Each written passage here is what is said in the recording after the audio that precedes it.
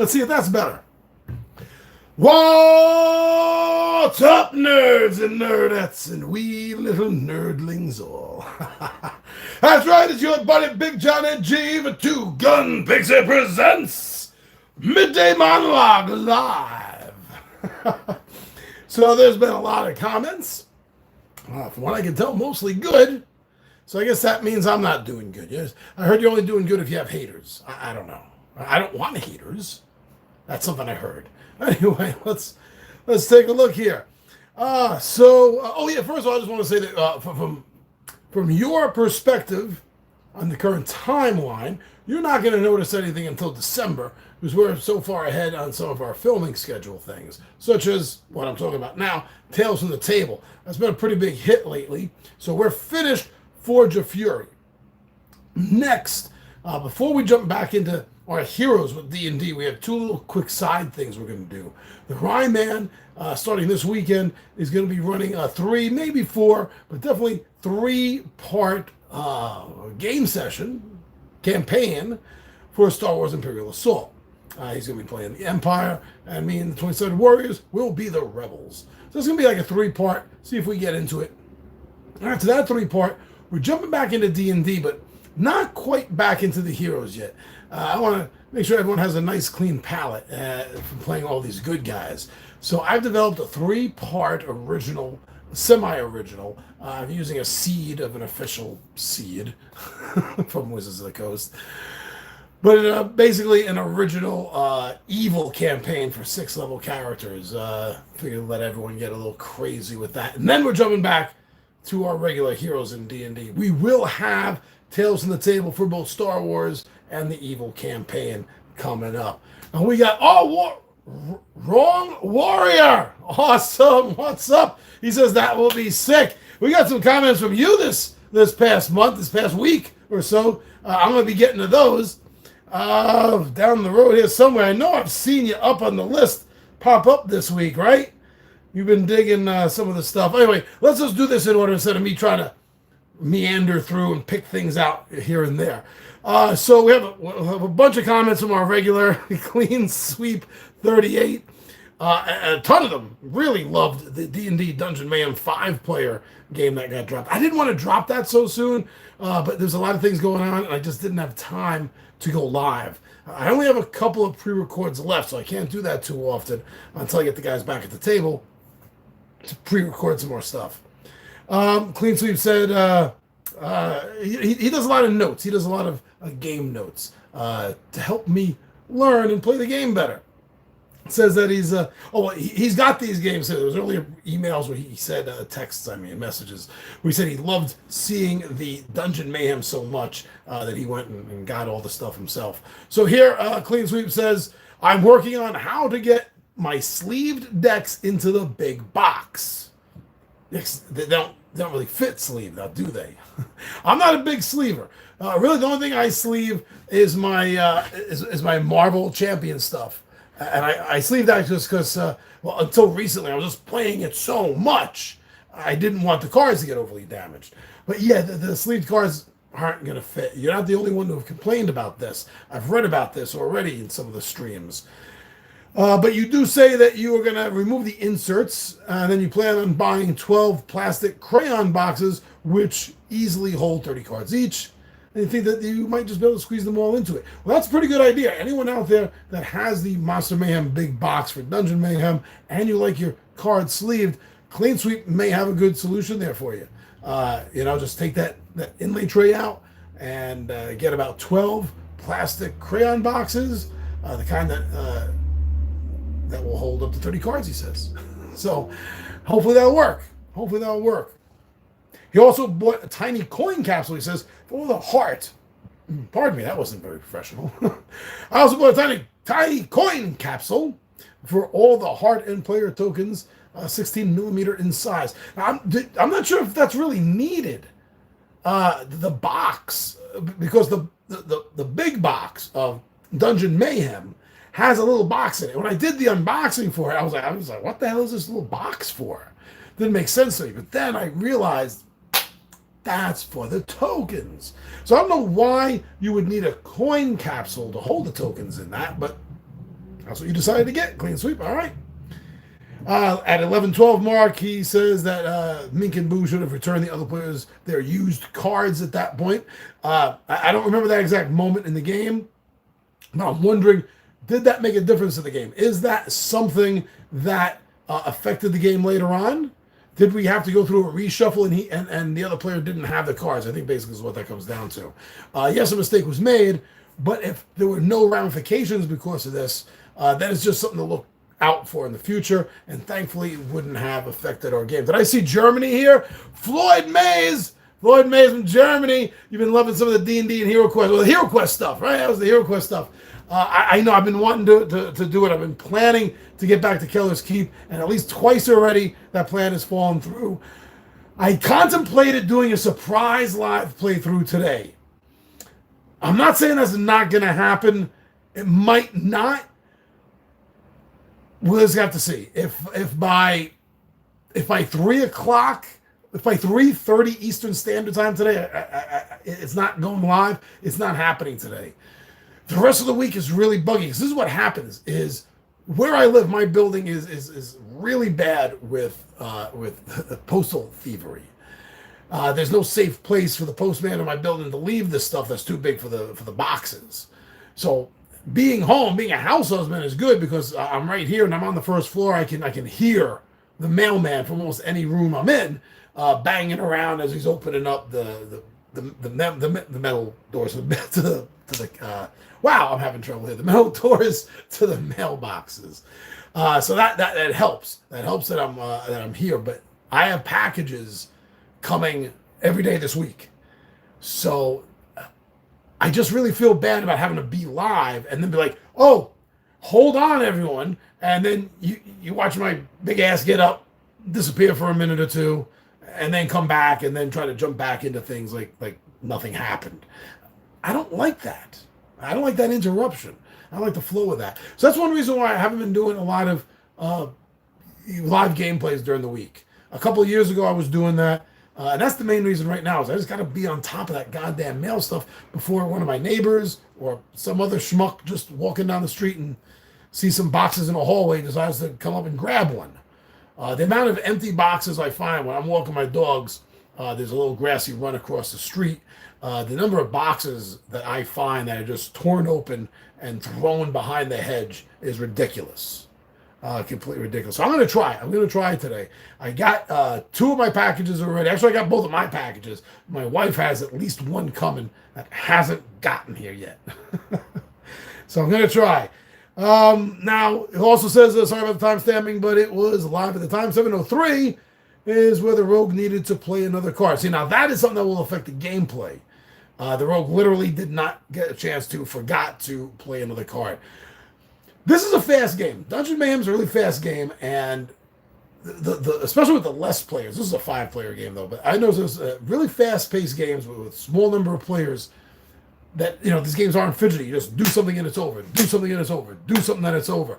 Sometimes you can forget something like this in a chain effect. But yeah, that would have affected the game, so now I feel bad about that. I don't feel bad about Mink and Boo not giving back the cards, because I don't know if that affected anything, but this definitely would have.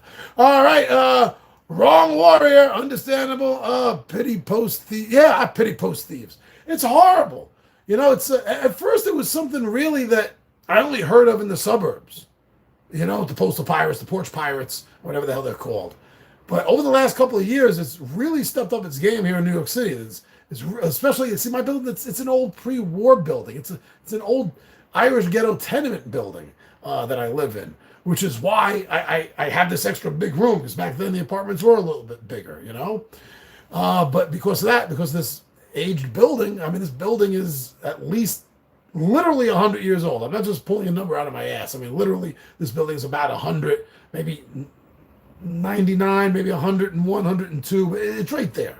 It's right there. And I'm 53, and I've lived here my whole life. My parents lived in an apartment. But when I was 4 years old, we moved into this apartment. Before that, my parents lived in an apartment in the same building for like 5 years. So my family has been in this building for literally more than half of this building's life. But yeah, it was never a problem. Porch pirates, things like that was never a problem until a few years ago. So it really does suck. Now, here is something that I'm not going to be able to answer fully right now. I just haven't had time to look into this. And also, it's been a really long time. Even though I talk about the game sometimes, the regularity of me being able to get everything I talk about to the table constantly, as you can imagine, is an impossibility. So we have, for Tabletop Takeout, I did recently talk about Star Munchkin, even though I haven't played it probably in a while. Actually, no, we played it a few months ago. That's what caused me to think, oh, we need to do a video. But before that, we hadn't played this in a stretch.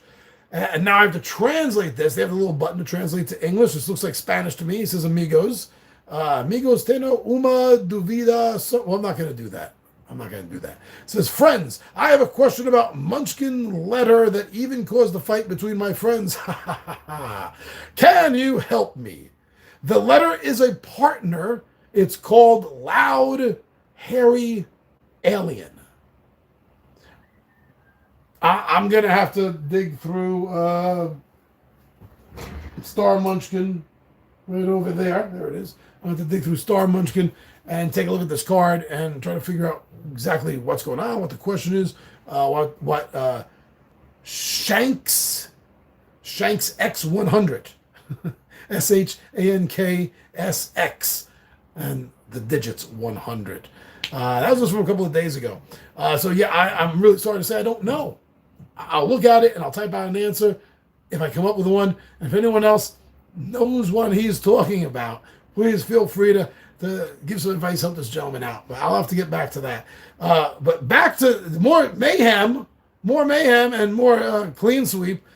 Talking about discarded cards from Mink and Boo. Getting back to their players, he mentions that again. Rogue should have his reference card out to help him. He didn't. That's odd. I thought we had all the cards out, actually, for everyone. I'll have to go back and look at that part of the video.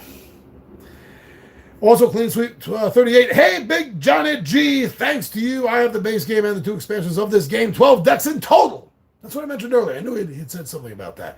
And, I'm not here to be an influencer. Anyone that's new to the channel, Wrong Warrior, Floyd Mays, I'm not here to influence anybody. I'm solely here, well, not solely, I'm here, to have fun. I want to have fun on YouTube. I have fun filming these games. I have fun editing videos. It's become my thing. It's really a fun hobby for me to do. But as far as being an influencer, no, I consider myself, and I say this sometimes, especially in some of the Midday Monologue Mondays, the pre-recorded ones, I'm not an influencer. If anything, you can consider me an informer. I will inform you about games. I will inform you about how the game was received by me and the gang. Sometimes they'll tell you themselves. But we're not trying to influence anyone. Really, I don't think anyone should listen to reviewers. Not even me. I have a few reviews up. I have a few coming up. So it's funny for me to say this, but it's honest, okay? Don't listen to a goddamn reviewer, all right? What you do, if you want to know, okay, let's say if you want to know that a new game you've seen is going to be fun, it's going to be something you're going to want to spend your money on, okay? Instead of reviewers and influencers, watch a playthrough of the game. Find a channel that has a live or a pre-recorded playthrough and watch a couple of those. I say a couple because games play out differently with different groups. You may watch a playthrough for Blood on the Clock Tower, let's say with one group, and think the game looks like it sucks ass. It doesn't. But you could come off with that feeling and then watch a video from some other group and it clicks with that group. So you get to see how good the game is. Like, wow, this game does have potential. And that's all it ever is potential. And it's like Schrodinger's cat. Every game you have not played is like Schrodinger's game. Until it sits down in front of your table, in front of that particular gaming group you have it that night, you're not going to know a damn thing about how it's really going to feel. So the best option you have is to try to get that feeling vicariously through other channels. So don't listen to influencers. Don't listen to reviewers. If you want to know about a goddamn game, if you're going to like it or not, watch playthroughs. That's how you will inform yourself. Okay? Because influencers... Watch Bill Hicks. Go back and watch some old Bill Hicks stand-up routine, because he really hated influencers, what we call nowadays influencers, everything from public relations, marketing, things like that. And what he said about those individuals, those jobs, then still holds true today for influencers. So don't listen to a goddamn one. I'm not one. I inform. And then you make your own damn decisions. All right? So I'm really glad. I'm really glad that when somebody writes something to me like Clean Sweep, this isn't the first time someone, or even Clean Sweep, has mentioned this to me. By watching me and the gang play a game, they have been moved to buy the game. They see something in it by watching us play that makes them think that they and their buddies are going to enjoy having this game at their table. And that's all gaming is supposed to be about, is fun. That's it. Have fun with your damn game. So that's how you best determine it. So Clean Sweep, I'm glad this worked out. I'm glad that this was another game you saw on our channel, and you saw us play it, and you saw how much fun it potentially looked, and you got it. And look at you. Look at you now. You're getting sleeves for the cards. You're planning on ways to better fit everything into the box. I mean, you are drinking the Kool-Aid here when it comes to Dungeon Mayhem. And it is. It's a really fast game. Last night, if anyone is not aware, last night me and my wife ran a first on-camera playthrough of Marvel Mayhem. It was supposed to be a best out of 3, best out of 5, and then turned out to be a best out of 7 because we just kept on going. These games are so fast and so easy to learn that always tends to happen. You always end up playing more of these games in a row than you wanted to. Wrong Warrior 3009. I knew you were on this list. And you're just waiting. You knew you were on this list too. You knew you were coming up. So that's it. It was the D&D Kundrakar. Right? You've been digging the D&D stuff. All right. I know, is that our Hero Quest? Maybe it's both. So yeah, as you saw, we just dropped part number 9. And you heard what I said in the beginning, I assume, about there's going to be a little bit of break-in tabletop for Imperial Assault, and then a little bit for our Evil Gang. It's set in Greyhawk during the wars. We work for Vecna. Indirectly, actually. We're working through his General Asarak, who later goes on for the famous Tombs of Horror, But during the wars, he was a general of Vecna. So we are working directly for him. That's going to be really dark. You guys have been digging the Tales from the Table. Wait until you get that 3-part drop about the evil group. This is going to be off the freaking hook, man. It really is. But anyway, getting back to you.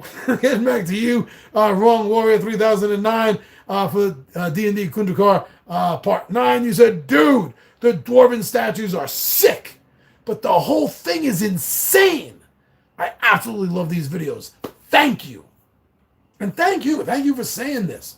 Thank you for watching, for making your comments, hopefully subscribing, maybe even showing some of your D&D buddies. Yo, check this guy out. You got to watch his videos.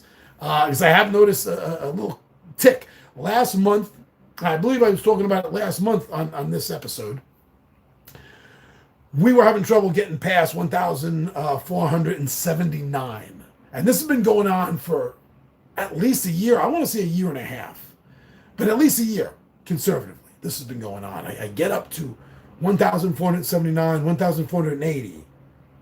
And then in a day or two, it drops back down to 1,470. And this was going on, I said, for a year. Like every month, I would slowly build up and then boom. So I put out a plea last month. I was like, come on Facebook and on TikTok. Did I on TikTok? No, on Twitter or X. I don't get the X. On Twitter, you tweet. It took me a while. You don't tweet on Twitter. You don't tweet on Twitter, you tweet. Okay? I got used to that. What are you doing, X? Yeah. I sent out an X. Anyway, so I sent out an X saying, come on, please, help my channel out. I work hard on this channel. I'm not looking to monetize, but I still want to see some growth. I want to see something here. Hopefully that worked, because it has been steady past 1,480 now for this last month. Currently at 84. So hopefully in the 16, we can make that. Wrong Warrior, it's shameful, but I love the videos that you are posting. I came across your channel accidentally while trying to remember the rules to Star Munchkin, and I absolutely love the games that you are showing. Thank you. And then a big laughy sideways face. Ah! I'm glad you found our channel because we are here just for fun. We are here to, show you off things. So you came here for the Star Munchkin. That worked out great. And look what else you found. And the same thing has happened before with followers and fans of Marvel Champions and with Hero Quest. Well, I do got to get back to Marvel. It's been too long since I or the gang have played that. There's so many games. And with me running the D&D campaign, that takes up a lot of my free time. I'm not complaining. I love being a DM. I wish I had more time to DM more. But it is, in all honesty, it is a little time consuming. So you don't always get time to get to any of the games here I'm looking at in front of me, any of the games behind me that you're looking at here. I just got some big, huge, massive games in. I got the Kickstarter edition of Arceus, the steampunk version of like Brandon Fraser's The Mummy. That's awesome! Who knows when I'm going to have time to play it? Who knows? Who knows? But Wrong Warrior, I'm so glad that you did find this. At least you know that there's going to be at least one D&D related video every month, the last Thursday for the Tales on the Table. But you also see that there's a few other that get snuck in here and there. I always have something to talk about when it comes to D&D.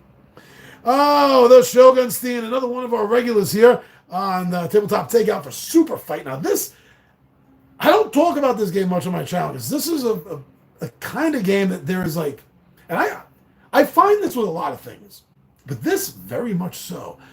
The card game Super Fight has a very strong divide between individuals who find the game fun and enjoy playing it, and those that think the game is absolutely a waste of time.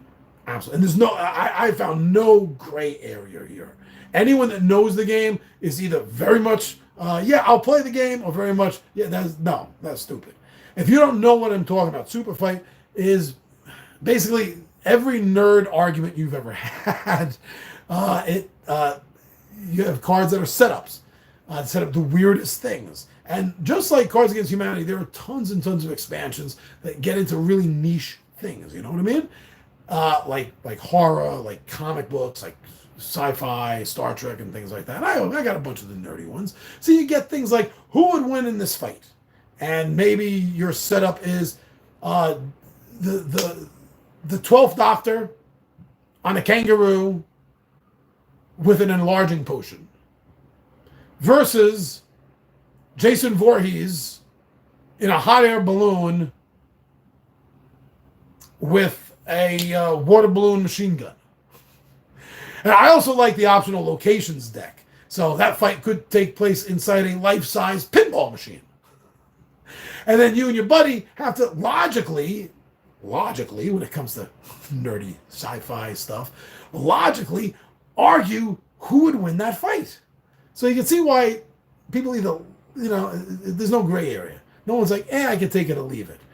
Now, Shogunstein said, I bring this game to my classroom, the standard version, and the kids love it. This is a great example of why I love board games when I see how much fun the kids have playing these games. I know all of the people who like to win at field games poo-poo these type of games, but they don't see how much fun that these kids are actually having playing this. So this is an interesting point, because arguably we do live in sort of a quote-unquote golden age of nerddom. Right? Everywhere you look, nerd is cool. Right? Television shows, sitcoms, background characters, it's the new hot. Okay? Wasn't like that when I was young. Wasn't like that when anyone my age was young. You look back to the 70s and the 80s and even into the 90s, it was rough. If you weren't my size and had a temper to stand up and take a swing back, you were in a sorry position as a young nerd back then. And yeah, it's lightened up nowadays. But seeing something like this, how we have someone here, a teacher, and has been a teacher professionally we speak personally, me and Shogunstein, most of his life, is sitting here saying that there's still this sort of divide. He still sees the divide with the kids that play field games, sport games, poo-pooing, as he puts it, and that's putting it very nicely, poo-pooing the kids that would prefer to sit down and have fun playing a card game or anything else. I'm sure they make fun of everything else too, like D&D, Monopoly, or Clue, whatever these kids would want to play. And it's really sad that we're still at that point. You know, it might be a lot less, but it's still there. And there shouldn't be any stigma at all. Just about everything you find in sports games, obviously without the running around, and that can be simulated through exercise at home, right? But everything else, all these lessons that you learn on being part of a little league team or a mini football league team or something, you're learning these same things from Dungeons and Dragons and most other board games. You're learning competitiveness. You're learning cooperativeness. You're learning how to work together, how to win together. You're having fun together. You're creating these adventures in your mind that are real enough that my friends talk to me about adventures I ran for them 20 years ago, because there are certain scenes that just pop out so much of them that still to this day, when they see me, they got to remind me about that time Thomas the Magnificent, from sitting cross-legged on a flying carpet, dropped Darren's instant fortress down on a group of orcs that was about to destroy the party, simply saying, "Look out below." I have people still coming up to me and talking about that. Tommy V just last week was talking to me about from 10 years ago when I was running the gang through the Slave Lord modules. And A3, there's a scene where there's a salt slide tunnel, and the gang had, or at least Tom, his monk, had grabbed earlier. There's a part where there's these big leather strips, kind of like snowboards, right? And they're embedded. One side of them is embedded with salt. And Tom just decided his monk was going to take it because it looked interesting. And sure enough, here's a salt slide. And Tom is telling me just last week, bringing it up from 10 years ago, how his monk did a surf slide down the tunnel to the bottom to see all these gnolls and kicked the salt into the gnoll's eyes, the gnoll that was standing right above the hole, blinding that gnome for the gnoll. Not gnome, gnoll for that turn or two, however long it was. This is 10 years ago. And this is how much it meant to him. That scene to him was so ultimately cool that he still remembers it to this day, 10 years later. You get everything, like I said, other than you need to go do some push-ups and sit-ups and something like that. But everything else you get from outdoor field sports, mentally, you're getting and learning from games like D&D. So it's sad that, the Shogun Steam still has to see this at school, Phaedrus Live. Phaedrus Live. Okay, Phaedrus Live for Dungeons and Dragons Avengers. This is a Midday Monologue Monday. This was last Monday, wasn't it? It was this last Monday. I would love to see maybe a board or card game, preferably an RPG, mixing superheroes with Dungeons and Dragons. And this is not something original. I'm not claiming this is my idea. This is something we've seen in comics before. Even in role-playing games. Anyone out there that's a fan of Mutants and Masterminds? In the second edition, they had an amazing source book for Magic that included an appendix in the back for things like Covenant of the Shield, which is an Avengers limited series that was set in a D&D style world. And it covers rules for this. And that's just a mini slice. This is like seeds of an idea for a campaign. I want to see a whole Avengers-style Dungeons and Dragons RPG world. That would be really amazing. And yes, I can simulate it with Mutants and Mastermind 2nd edition. The 2nd edition is an amazing, probably the best. I don't even like the 3rd edition. Do they have a 4th? I don't even know or care. The 2nd edition of Green Ronin's Mutants and Mastermind game, you get the Ultimate Power book and the core book. You have everything you need to make absolutely any character type at any level, power level, any way, anyhow. It's better than anything I've ever played before. Even better than the TSR Marvel phase rip system of the 80s, which was my favorite. Just barely squeaking out Villains and Vigilantes from the 80s. Fantasy Games Unlimited put that out. I would love to see some sort of D&D fantasy world for superheroes. And if you think about it, like even if you think about it in a regular Dungeons and Dragons style, all that are certain characters having an at-will magical or supernatural or magic-like ability that they're able to use. That's, if you think of a superhero in a D&D term, that's really all it is. Superman has like permanent giant strength effects. And at will, he can do a scorching ray. or a freeze blast, right? These are at-will magic or supernatural effects. That's all a superhero is in a D&D style world. So it can be done. It can be done fairly easily. But nobody is jumping on this. And that's what I was talking about. And while I was talking about that clean sweep, first of all, Phaedrus Live says, from my perspective, the balance of 5e feels like Avengers at a Ren Fair already.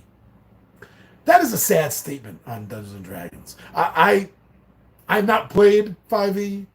I've looked at the rules.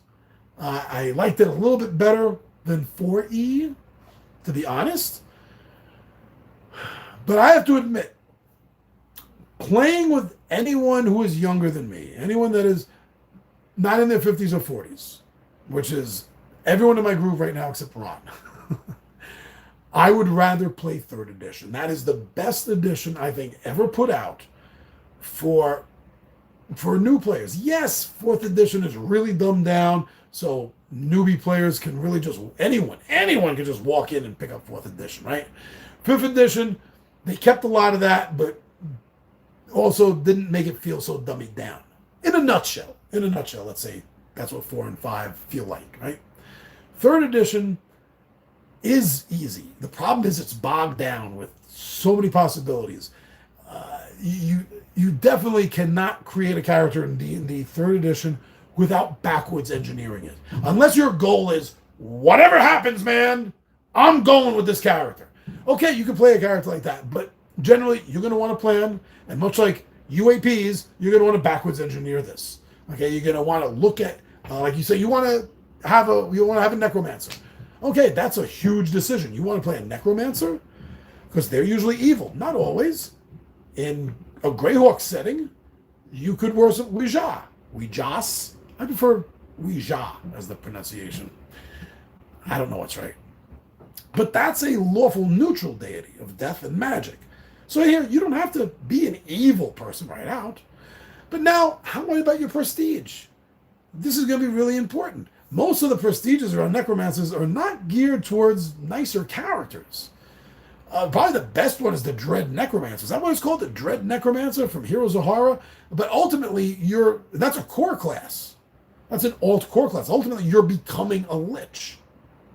That's a huge thing to do. Is that what you want to do? So you have to backwards engineer the characters in 3E. But other than that, it's the best game to just introduce a player to.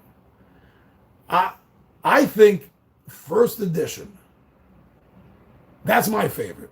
I think that's the best overall because that is really where all the seeds of what Dungeons and Dragons is and is supposed to be can be found in AD&D. The game wasn't perfect. The game was overly fidgety. There are some things they dropped that I don't agree with. Like, I really enjoyed the fact in 1st edition, I hate calling it 1st edition, in AD&D, I really enjoyed the fact that each class advances separately. They have their own XP advancement. And yeah, being a wizard sucks in AD&D. It is really tough to advance in levels. They are the hardest because they need the most experience to go up levels. While rogues, thieves, are just going up like every adventure. They're boom, boom, new level, new level, new level.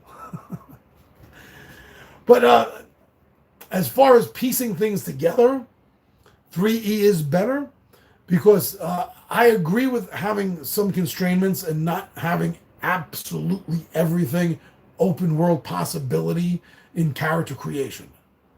I believe in this. I believe there has to be some constraints. And I say that from a religious point of view, and I can get into that in a moment if you want. Not real life religion. No, I don't talk religion or politics on this channel. Real life. I'll talk about all the politics in D&D if you want a religion, but not in real life. But yeah, so the way I see it is, wow, I totally derailed myself explaining what I meant there. Wrong Warrior. I look forward to it. I enjoyed D&D and Dungeon Mayhem. It looks like a lot of fun. I love D&D so much. I just can't find a party. Oh, that sucks. Wrong Warrior, I'm so sorry.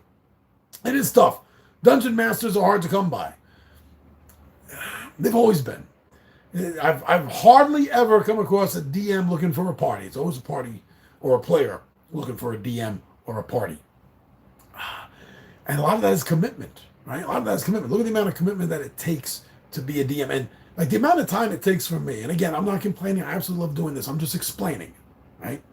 The amount of time it takes for me to DM, and I am taking regularly published modules and just editing what I need to fit my campaign.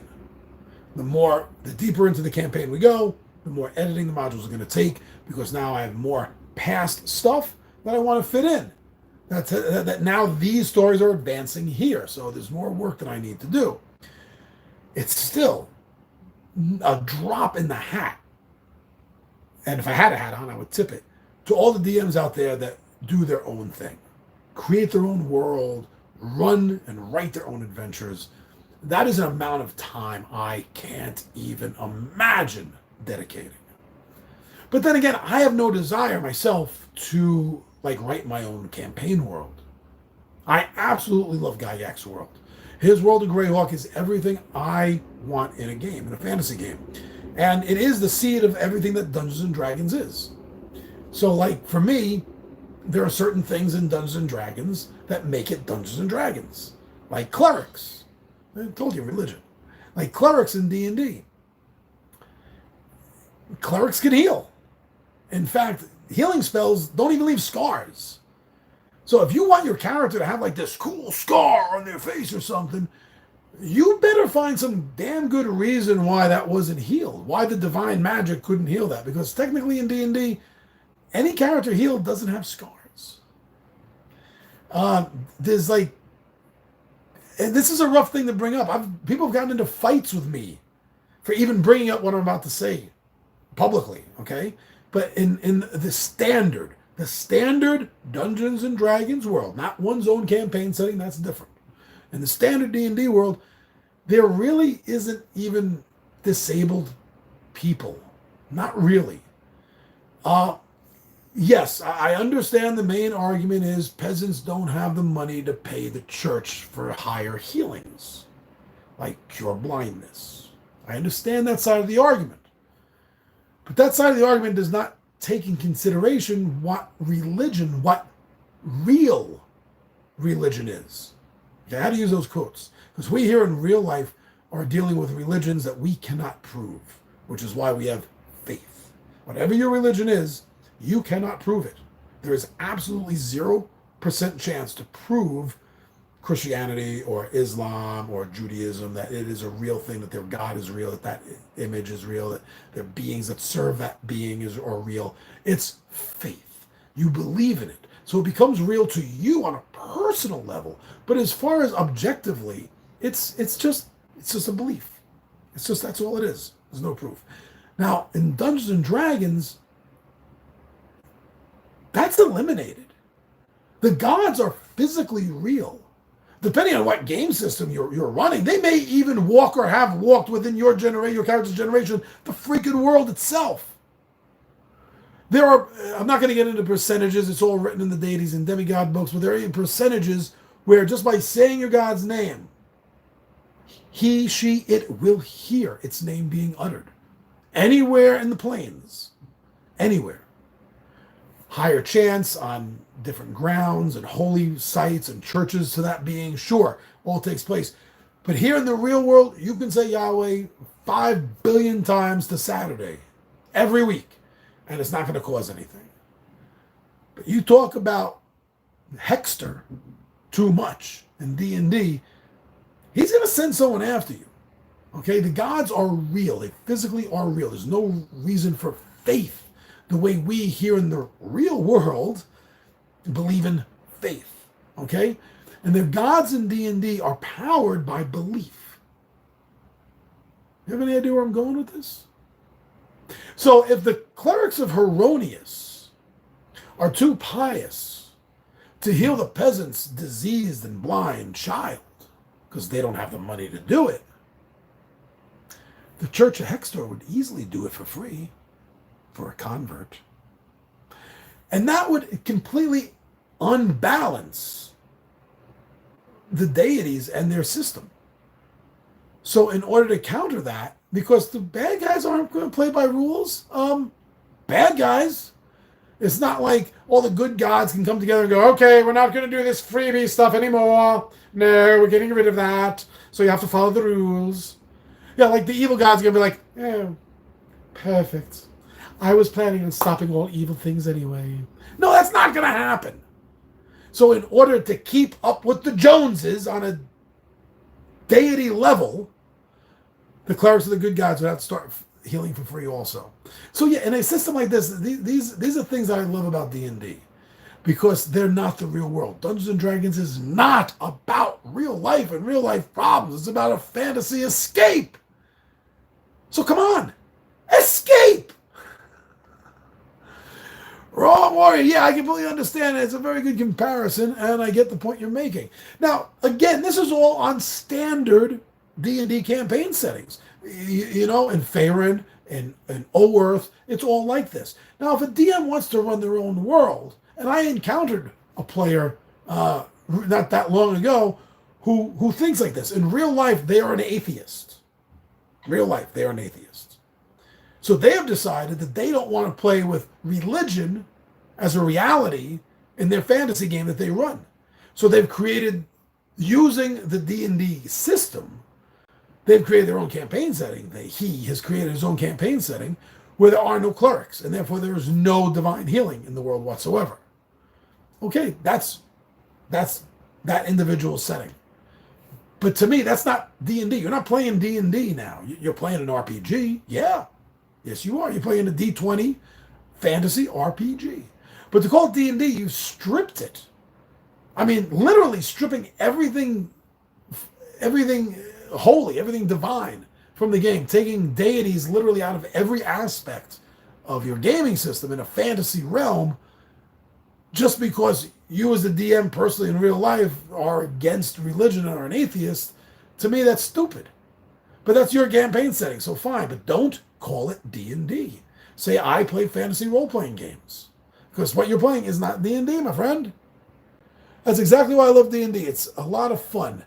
I'm an atheist, but I love the religious side of D&D. See, Wrong Warrior, thank you so much. Thank you. You understand separation. Separation of the game/gamer, or in this case, a character, right, from real life. That's beautiful. I love when a person is able to do that, when an individual can separate real life and real life knowledge from in-game stuff. That is a sign of a good player. Yeah, this other player of mine who's no longer with us was not the kind individual I thought he was, just cannot see it that way. And me and him got into such a huge argument about the fact that he, and this is the word he used himself, that he and his group have so much fun playing disabled characters. That's really what ticked me off.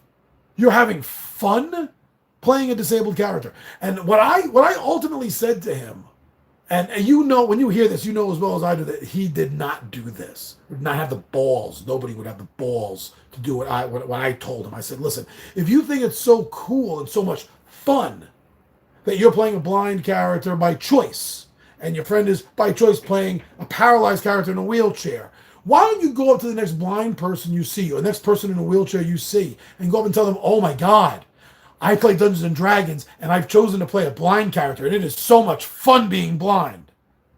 Go ahead. Go do that. Why don't you? Of course.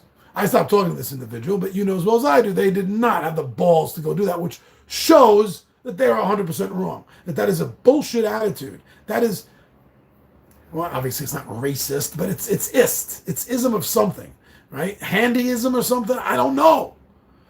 But to say you're having fun, that you choose to play a character who chooses not to get healed and stay blind in a world, well, actually it took away healing, so it couldn't even do that anyway, I guess. But to say it's fun? You planned this? This wasn't an accident that happened to your character. Your character didn't get cursed with blindness. Your character didn't lose their eyes in battle. You just from start decided to make a character who's blind or a character who's in a wheelchair in a fantasy setting game. Even without divine magic, there's other arcane magic that wouldn't allow someone to have to live that existence in a fantasy world. It seems like a hard force to begin with. But then, like I said, to have the balls to say you're having fun and these characters are fun to play. What are you, 8? Come on. What did I miss? Wrong word. That's a ridiculous argument, and it's offensive to the people who actually have those. It is completely offensive to say, oh, well, I decided to play a blind character who's never going to get healed just because it's so fun to be blind. Yeah, and that's why they also know it's offensive, because they're not going to do what I said.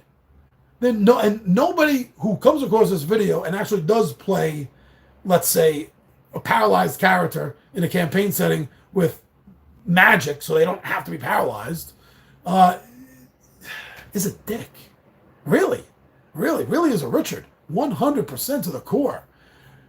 Play something else. You know, it's like how silly Geordi LaForge got in Star Trek.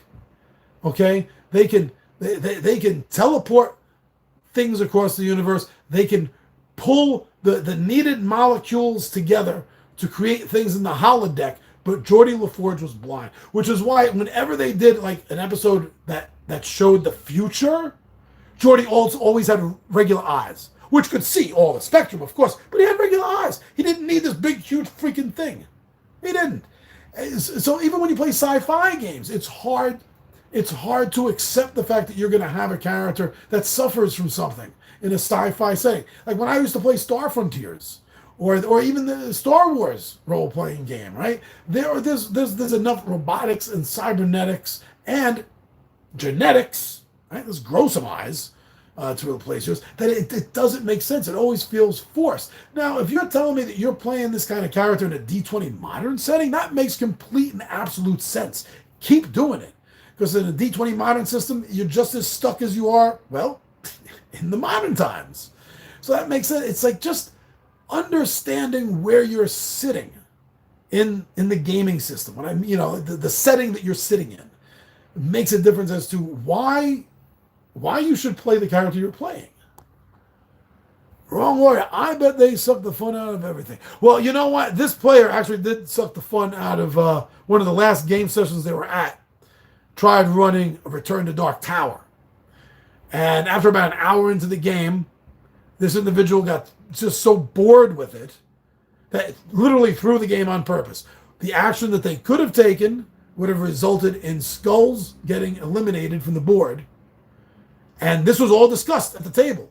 And out loud, they said, yeah, I don't want to do that. I'm going to do this instead. Which knowingly allowed the extra skulls to come on, which set off that player to have one too many, what are they called in Return to Dark Tower? Curses. And that character was dead. And it's a cooperative game. One character loses, the whole thing loses. And this is completely on purpose. Completely on purpose. Could have just left and had someone else run the character. But no, made a choice to ruin the game for everybody. And players like that suck. And there's been a few I've had to permanently kick out of my life. I was gonna say on my gaming table, but literally out of my life. Because I'm not dealing with that. Okay? It's all bullshit. If you're not having fun at the game, there's easier ways to deal with it than throwing the game so everyone loses everything. Because everyone else was having fun. I bet they said D&D is supposed to be a game. We just go with the shit that happens. D&D is supposed to be predictable. That's why you have a team to get you through shit. Yeah. Like I said, the only thing predictable should be your level advancement to prestige class in 3rd edition. That's the only thing that should be predictable in your damn D&D game. I honestly think that when too much real world problems, real world situations are thrown into, like I said, just about any game, if it's not a D20 modern game, it's forced, and it is sucking fun out of that game. I don't run a D&D game or plan on sitting down and playing a Hero Quest game in order to deal with real life stuff. No, those situations can wait till I'm done, because that's why I'm gaming. To relax, laugh, have fun with my friends. Maybe mid-game bring up some bullshit conversation that we all laugh at for a few minutes. We get back to the game. That's what we do. That relieves stress.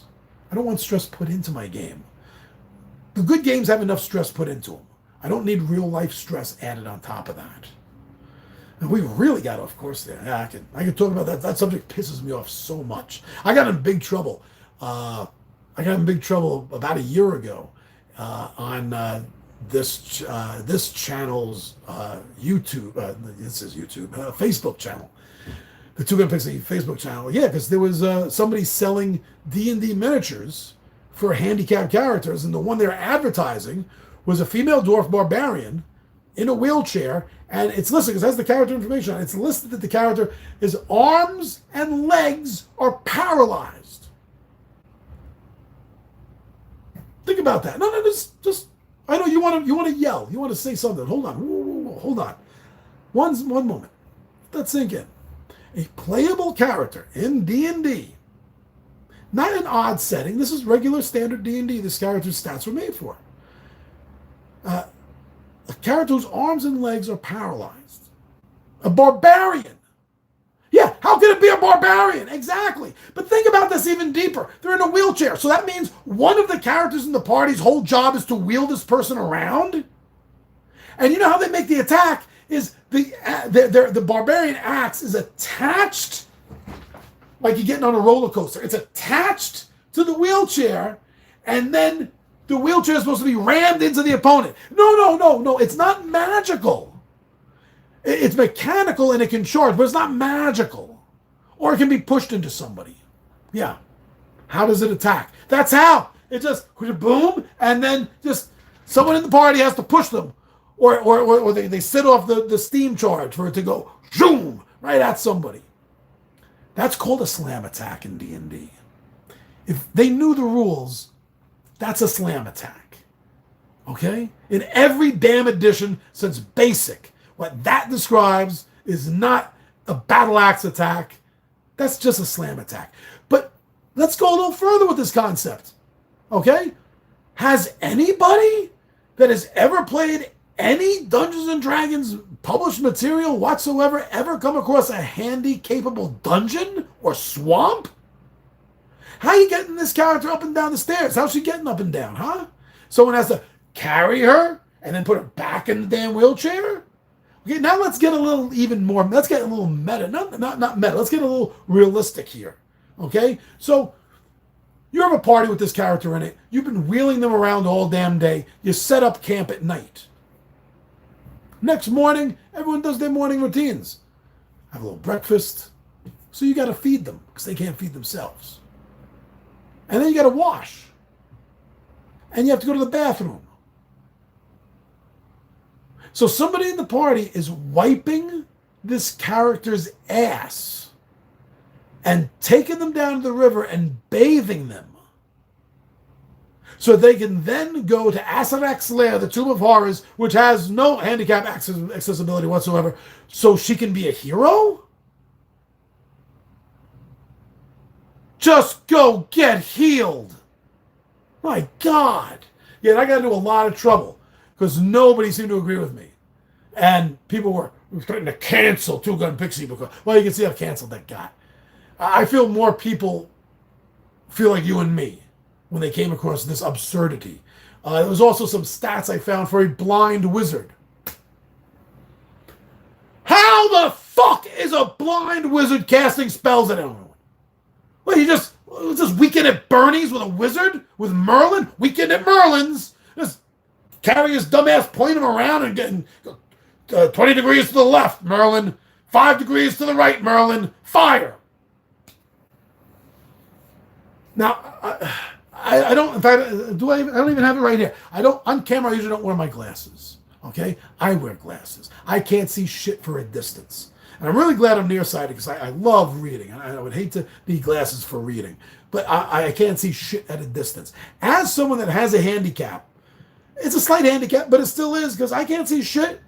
It's too far away. As a person with a handicap, I would never want to play a D&D character that had to wear glasses. That is the dumbest thing in the world. Just get healed. My God.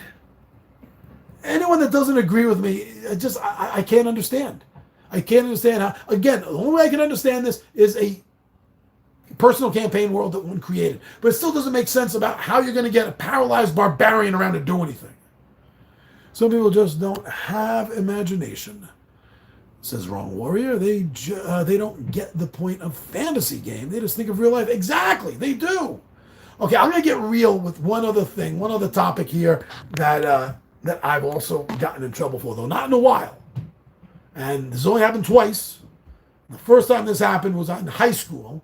The second time this happened was about 13, 14 years ago. So I can only have those two things to point out. I also nearsighted and colorblind, and that's why I love D&D, because I don't have to be in that world. Thank you! Thank you! I'm slightly colorblind. My blues and greens blur together, but it's not that big of a problem, so I usually don't bring it up. But yeah, no, yeah. Why the fuck would I want to play a character who's half blind and colorblind? It's bad enough I'm not seeing color when I have dark vision, right? All day long? No, I'm sorry. I don't need to know what it's like because I live it every day. But what I got in trouble with, back when I was in high school, I started the Mount St. Michael Academy Dungeons and Dragons Club, right, back in the early 80s. And a kid came up, I think it was during the first year of the club. Might have been the second, I think it was the first, but I guess that doesn't matter to the story. So a kid came up and wanted to join the club, and he wanted to play a paladin. Okay, I think we didn't have a paladin at the party, or I didn't care if we had another, whatever. So yeah, okay, cool, let's make up a paladin. And you can play next session, you can start. So he asks me, he says, well, I want my paladin to worship the Christian God. All right, so I had to explain to this individual that we're playing in a fantasy system in a made-up world called Greyhawk. It has its own, divine pantheon of deities. No, he didn't. He did not like that. No, he insisted that if he was going to play D&D, he needed to play a paladin of the Christian God. Before we get any further, I'm not trying to sit here and Christian bash. I'm born and raised Roman Catholic, although I don't practice nowadays. I went Mount St. Michael Academy. It was a Marist Brothers run school. I know religion. I grew up with it. I have respect for it, generally speaking. But I tried to explain to this individual that because we're dealing with a fantasy world, there's no real life religions here.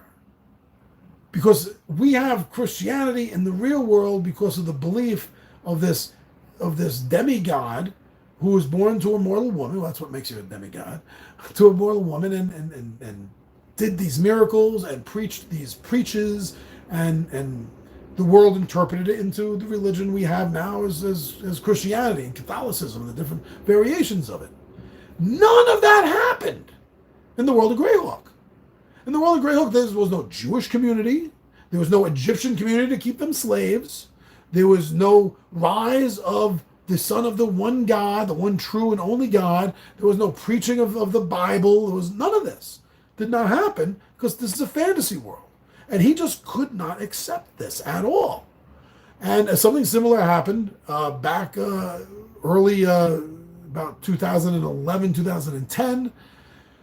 Right after we had a fire in the apartment, and while the apartment was being refixed, me and the gang were playing down at a local gaming store, utilizing a basement spot they had for gamers. And while there, I met an individual who, again, met me and wanted to play a cleric, this time was a cleric, of the Christian God. And I had to explain to this individual the same thing. Neither of them liked it. I'm sorry, but things that happen in the real world, you cannot bring into D&D. I'm Irish of descent. I was raised in an Irish family. Okay, there was no Irish famine in D&D. There's no Ireland in D&D. I can play a character that may try to affect an Irish brogue, maybe, perhaps, laddie.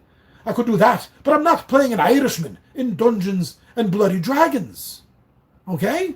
There was no quote Irish slave trade or indentured servitude that happened to the Irish. Nothing, because there was no Irish. There's no Christianity. There's no Jews. There's no Islam in Dungeons and Dragons. That world does not exist. Wrong, warrior. One that exists in the D&D world. I understand that he wants to believe in God. He believes it in real life. But like you said, that God doesn't exist. He can still believe in religion, just in a different deity. One that exists. Exactly. Fotis is a great example of you want to play a Christian in D&D? Here's a good example. Hates all other gods in the sense that he thinks that they're all false. And has a lot of hardcore beliefs that resemble the Inquisition. Sure, you could do that, but it's not Christianity. It mirrors it. Just like, you know, you want to play an Irish character or a black-skinned character. That's fine. Those are in D&D, but they're not African. They're not Irish. They might sound Irish, may look African, but they're not. They don't have any of these experiences. This is what D20 Modern is so good at doing. You can bring and use everything in the real world in D20 Modern. It's modern. It's real. And you can do it with fantasy stuff. I really do enjoy D20 Modern. Even though you can have real-life problems intrude on the game, I really do love the whole system that Wizards of the Coast came out with during the 3.5 era. With the D20 Modern and the spin-off source books for it. Absolutely amazing. You want to play a modern D&D with modern problems and Christianity? That's the game you can do it in. You can do it in a fantasy game. You can use D&D rules to write your own campaign system that has it. That's fine. But it's not Dungeons and Dragons. All right? Wow, keep getting off topic with this, but we're having a good time. This is what this is about. You know, you talk to me, you ask me questions. That's more important to me than the immediate comments, because we're live here. All right, that's how we do this. Wow, where were we? Got off. Oh, yeah, that was the Dungeons & Dragons Avengers stuff. Clean Sweep said that DC Comics also had the Elseworlds. Yeah, I forgot to mention the Elseworlds in that video. I admit it, I'm more Marvel. I have DC loves. I love Superman, love Batman, Wonder Woman, Green Lantern, but I really am more of a Marvel guy, which is why that episode is more directed as Avengers Dungeons and Dragons and not like superhero Dungeons and Dragons. But yes, Elseworld did do. There was a good Elseworld where they did. So many of the early Elseworlds were like all Batmans too, right? There was one where he was basically the Lone Ranger, which is really fun. The one where there was no Bruce Wayne. The one where Kal-El crash landed on the Wayne's property. And they named him Bruce, and they raised him as their son, and he watched the Waynes get shot down, and he became this Superman, Batman. Oh, that was a good one. That was a really good one. Even though they're not listed as Elseworld, I don't think the was it 2 or 3 Batmans versus Predator were actually good. The 3-part Batman versus Judge Dredd. Absolutely amazing. Oh my God, seeing Batman and Judge Dredd just go at it. I had more fun with that fight than I did Captain America and Batman and the JLA Avengers crossover from the 90s. And that was that was the best crossover ever. But yeah, I don't always mention the DC stuff. I don't, but I do. I don't poo-poo DC, just like Marvel better. Oh, now we're on to the 4-player Mayhem stuff. There's so many comments in the Mayhem stuff. Clean Sweep. Okay, Big John and G, once again, you got me hooked. Did a little more research on this game and just ordered the complete set. Yes, and he mentioned that in the later that he got them all. That is amazing. I'm so glad that somebody else got a chance to see the game played and they enjoyed it enough to get it. That's awesome. And Clean Sweep said, and this is true, it does. It says it reminds him of Red Dragon Inn. And there is. You take away the drinking effect from Red Dragon Inn. Is, in a lot of sense, very much the same game as Dungeon Mayhem. And that reminds me, we haven't gotten, where did I move it to? It's here somewhere. Oh, right here. No, that's it's right in front of me and I can't see it, right? And we got to get Red Dragon. Oh, there. I said right in front of me. I couldn't even see it. I get Red Dragon Inn back down the table. I have a great Red Dragon Inn I want to do with Evil Pookie, Zot, and the Chronomancer. Now, if you're familiar with Red Dragon Inn, then you know technically you're not supposed to use Zot and Pookie at the same time because Pookie's in Zot's deck being his familiar. Just that when Zot goes to bed that night, Pookie stays up and then you have his own deck. But since they have a Chronomancer in the game, and they have the Evil Pookie expansion deck, I was thinking it'd be really great. Zot, so you have a Pookie card, the Chronomancer, and because of him, you have Pookie's own deck, because he's cross-wiring time, right? All timey-wimey. And then Evil Pookie from another universe. A Pookie-filled adventure. I'd love to do that for Red Dragon Inn. And if we do, we're going to film it. Yeah, we definitely are. Tails on the table. All right, wrong. We're back up to you here. You power through all those damn videos, didn't you?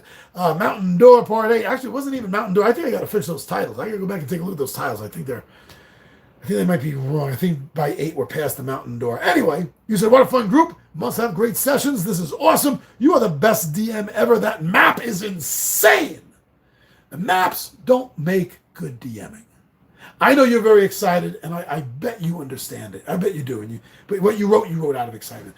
But I advanced to the point where I'm at now, and I'll show you something in a minute. A little behind the scenes of what's been going on. I started off when I was first playing Dungeons and Dragons when I was 8 years old. Started off as a player. Started DMing by the time I was 10 when my dick of a DM took off on us, and me and my buddies still wanted to play. I took over. So it was all really theater of the mind. My buddies and me would sit in the courtyard of my building because there was and still is a little area like I could use as a stand next to the stairs. And that was my DM station. And they sat on the stairs and we played. We rolled the dice right there. That was back in the days when there was like one set of dice. The DM had one set of dice. The players didn't have their own dice back then. And actually the DM did a lot more rolling for the players. Back in the old days, just about every roll was made by the DM. In fact, I think even in the most original game, that's exactly what it was. DMs made all the rolls behind the screen. And then at some point, by the time I was getting into D&D, and by the time I was DMing by about 79 or so, it was standard practice that you let the players roll the die themselves. But that really does take away a lot of the surprise. Always for the skills and stuff, like they don't know if they successfully detected a lie off of someone. They don't know if their knowledge check made it or not. Those are roles that you really should have secret. Okay, I don't know how I got onto that, but no, it was all theater of the mind. That's how I got into it. It was all theater of the mind back then, and we used graph paper. We used graph paper, and I was always having to correct them on everything I said about 30 feet this way, 50 feet that way. They always, oh my God, they screwed up the maps all the time. But from there, what I did was, let me see. There were separate sentences. The map is insane. I'm not picking on you. There were separate sentences. The map is insane. It was meant to be a separate point, and you are the best DM I've ever seen. Thank you so much. I wasn't picking on you. Just having fun. But yeah, so then we used the graph paper. Then, what I did was, I mentioned this a few times over the years. I just got this bug in me. And I asked my dad one day, and I was probably about 15, 16 at this point. I told my dad, I said, I want some wood. I want some lumber, Dad. Of course, he wanted to know why. We live in an apartment. We don't live in a house or suburbs or anywhere. My dad wanted to know. He was a mechanic, so he was into the idea of me wanting to build something. He probably thought it was cool, me working my hands instead of just using it to cast dice on the table, right? So I said, yeah, I need a big sheet of wood that I can use as a base, and then I need strips of wood that I can nail down into it. My father's like, what the hell are you talking about, son? I said, I want to build a maze. I want to make a wooden maze. So he did it. He got me all the wood I needed. I used his tools to saw and hammer. And there was no glue. I didn't use any damn glue. Everything was hammered in, man. And I made his maze. And we would use that so often. And then there was nothing. I don't mean there was no gaming. I mean, then it was all like 100% theater of the mind for years. Kind of got away from the graph paper. The board was old, useless. It was used 1,000 times. I don't want every damn adventure to look the same. So it just became theater of the mind. And it was like that until about the early 2000s, 2002, 2003.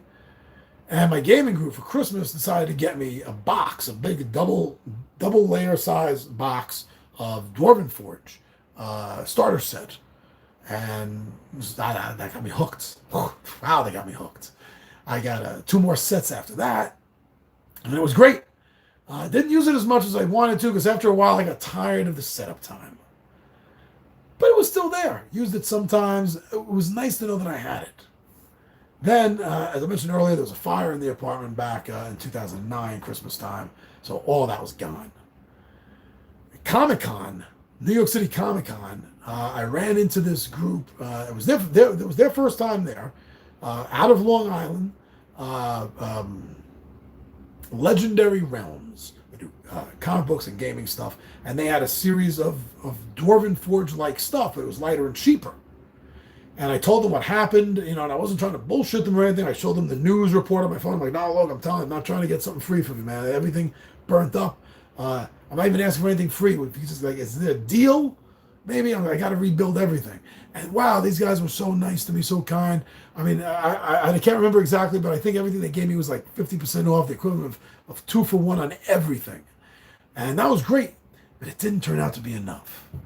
And I used it, and I kind of put off getting more stuff aside. And then recently, while starting this campaign that you've been paying attention to on the Tales from the Table, I needed a bridge. And I didn't have anything good enough that I really wanted to use as like a rope bridge over this chasm at the beginning of the Forge of Fury. So I went online, I looked, and I saw Warlock tiles had this thing called the Dripstone Bridges. And I'm like, that is exactly what I need. 100% that is exactly what I need for right now.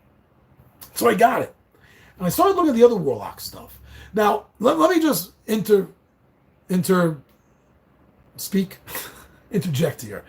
I had previously, just recently to Warlock stuff, I gotten into battle systems. The cardboard battle system stuff is absolutely amazing. This British company, English, Great Britain company, absolutely amazing stuff. It's cardboard, so it's not hard like the resin stuff or plastic stuff. But if you can deal with that, it is really, really cool. I love it. In fact, I'm keeping it all, even though I'm into Warlock now, because it has more of a rural feel. I want to use the Warlock stuff for more city-based stuff, and the battle system is going to be more for rural stuff. But anyway, so I wanted to look more into the Warlock stuff now that the dripstone was so cool. And I did not like what I saw at first. These 1-inch walls, it's the wall, but then the window is sticking up. And I didn't like that look. Aesthetically, it was not pleasing to me, and my OCD, ADHD, or whatever the hell I have a touch of, it wasn't working for me. I knew the next module after Forge of Fury is going to be, the hell's the name of it? I can't remember the name of it. It's the next one in that series, actually. It's the one in the carnival in the town. I didn't have a town setting. So I saw Warlock had town streets. I'm like, well, okay, I don't need these stupid buildings with the windows half up on a half-size wall. I don't like that. But the streets are cool. I need streets. Boy, I needed a lot of streets. In order to make this look halfway decent, now we play on a standard table, folding table I got from Target, so it's like 6 feet by 3 feet, and something like that, or just very close to 3 feet. So I got a second one. And I looked at it, and I looked at it, and I was like, man, I'm going to need at least a dozen of these city streets. That's what I did. I'm a nut. So I'm getting a dozen of those. While I was buying it, they're like $150 each. No. Amazon, they're usually about $80. Sometimes they go down to $70, and that's when I would strike, when these things were $70. Boom. Half price, basically. But that's when I noticed that they had 2-inch full-size walls for the Warlock tiles. And the dungeon looked immaculate. So this is what I did. Yeah, you could say holy shit. Go ahead. So like here, I can't. That's 5 facing out. The facing out ones, that's 5, 6 on top. So that's 10, 11, 12, 13. I'm a nut boy. As you can see, I'm building up the buildings. I don't need as many as them. I got 5 sets of the buildings, 2 of the expansion walls. And I'm going to leave this space up. I'm going to start getting the angled and curved walls, even though they're only 1 inch. Doesn't look like they're going to make 2-inch versions. And then, the dungeon, I got the last 2 coming this week, actually, Wednesday. The last 2 are coming in. So that'll be 10, 11, 12, because these are expansions. And doesn't end. Yeah, I got more. I got the caverns over there. I went to town. But you see, this is my only hobby. I don't go anywhere. I don't do anything right now. This is my only hobby. So I get to spend an extra amount of money on it. So this is how everything got built up. This is why my campaigns are now looking freaking epic.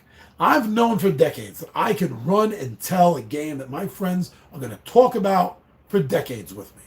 That says a hell of a lot. But now I'm building the builds that are absolutely awesome, that go with these great DM sessions. And that's what I suggest to people. You don't have to be a tactile DM, I guess is what you could call it. That's what I've chosen to do. But like I said before, I spent more than a decade as just theater of the mind, and nobody had a problem with it. My problem right now is theater of the mind doesn't look that good on camera. And most of my friends don't want to be on camera.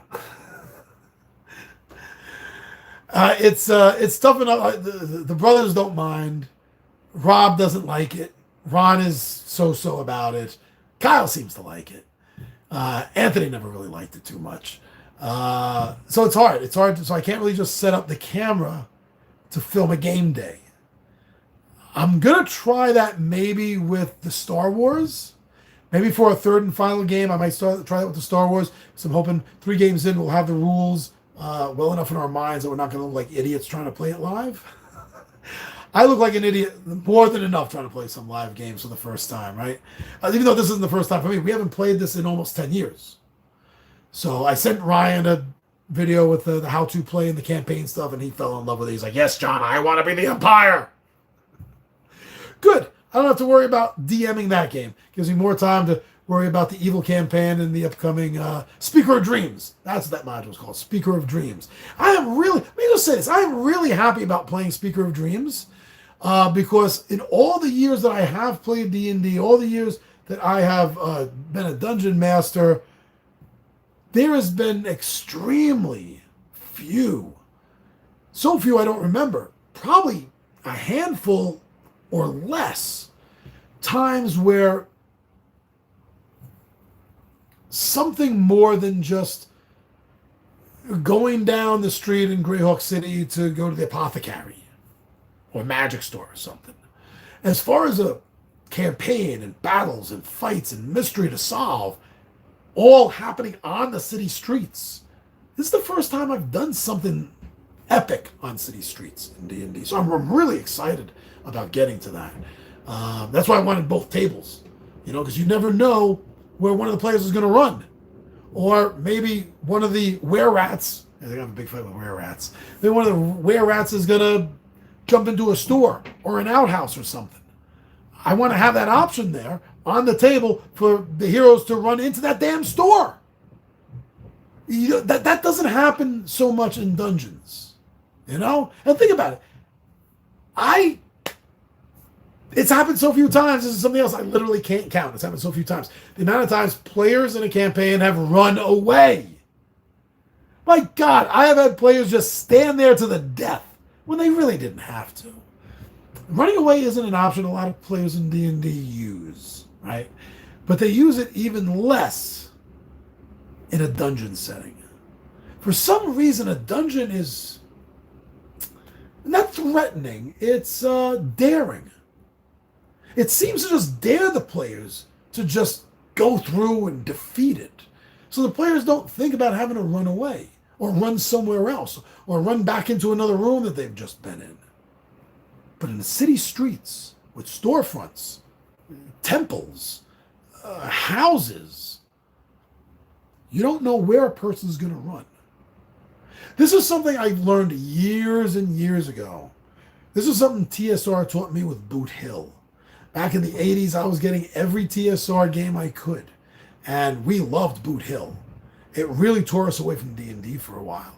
But that was a setting right there and it was nice because they had little square chit tokens in lieu of miniatures and stuff that you could move around the town map. And that was cool. That was the first time, I think, as a DM playing an RPG, I really noticed the, not need, but how well it works out for players to just be able to go in and out willy-nilly into doors and buildings and stuff. You don't see that in a dungeon. So I'm really excited.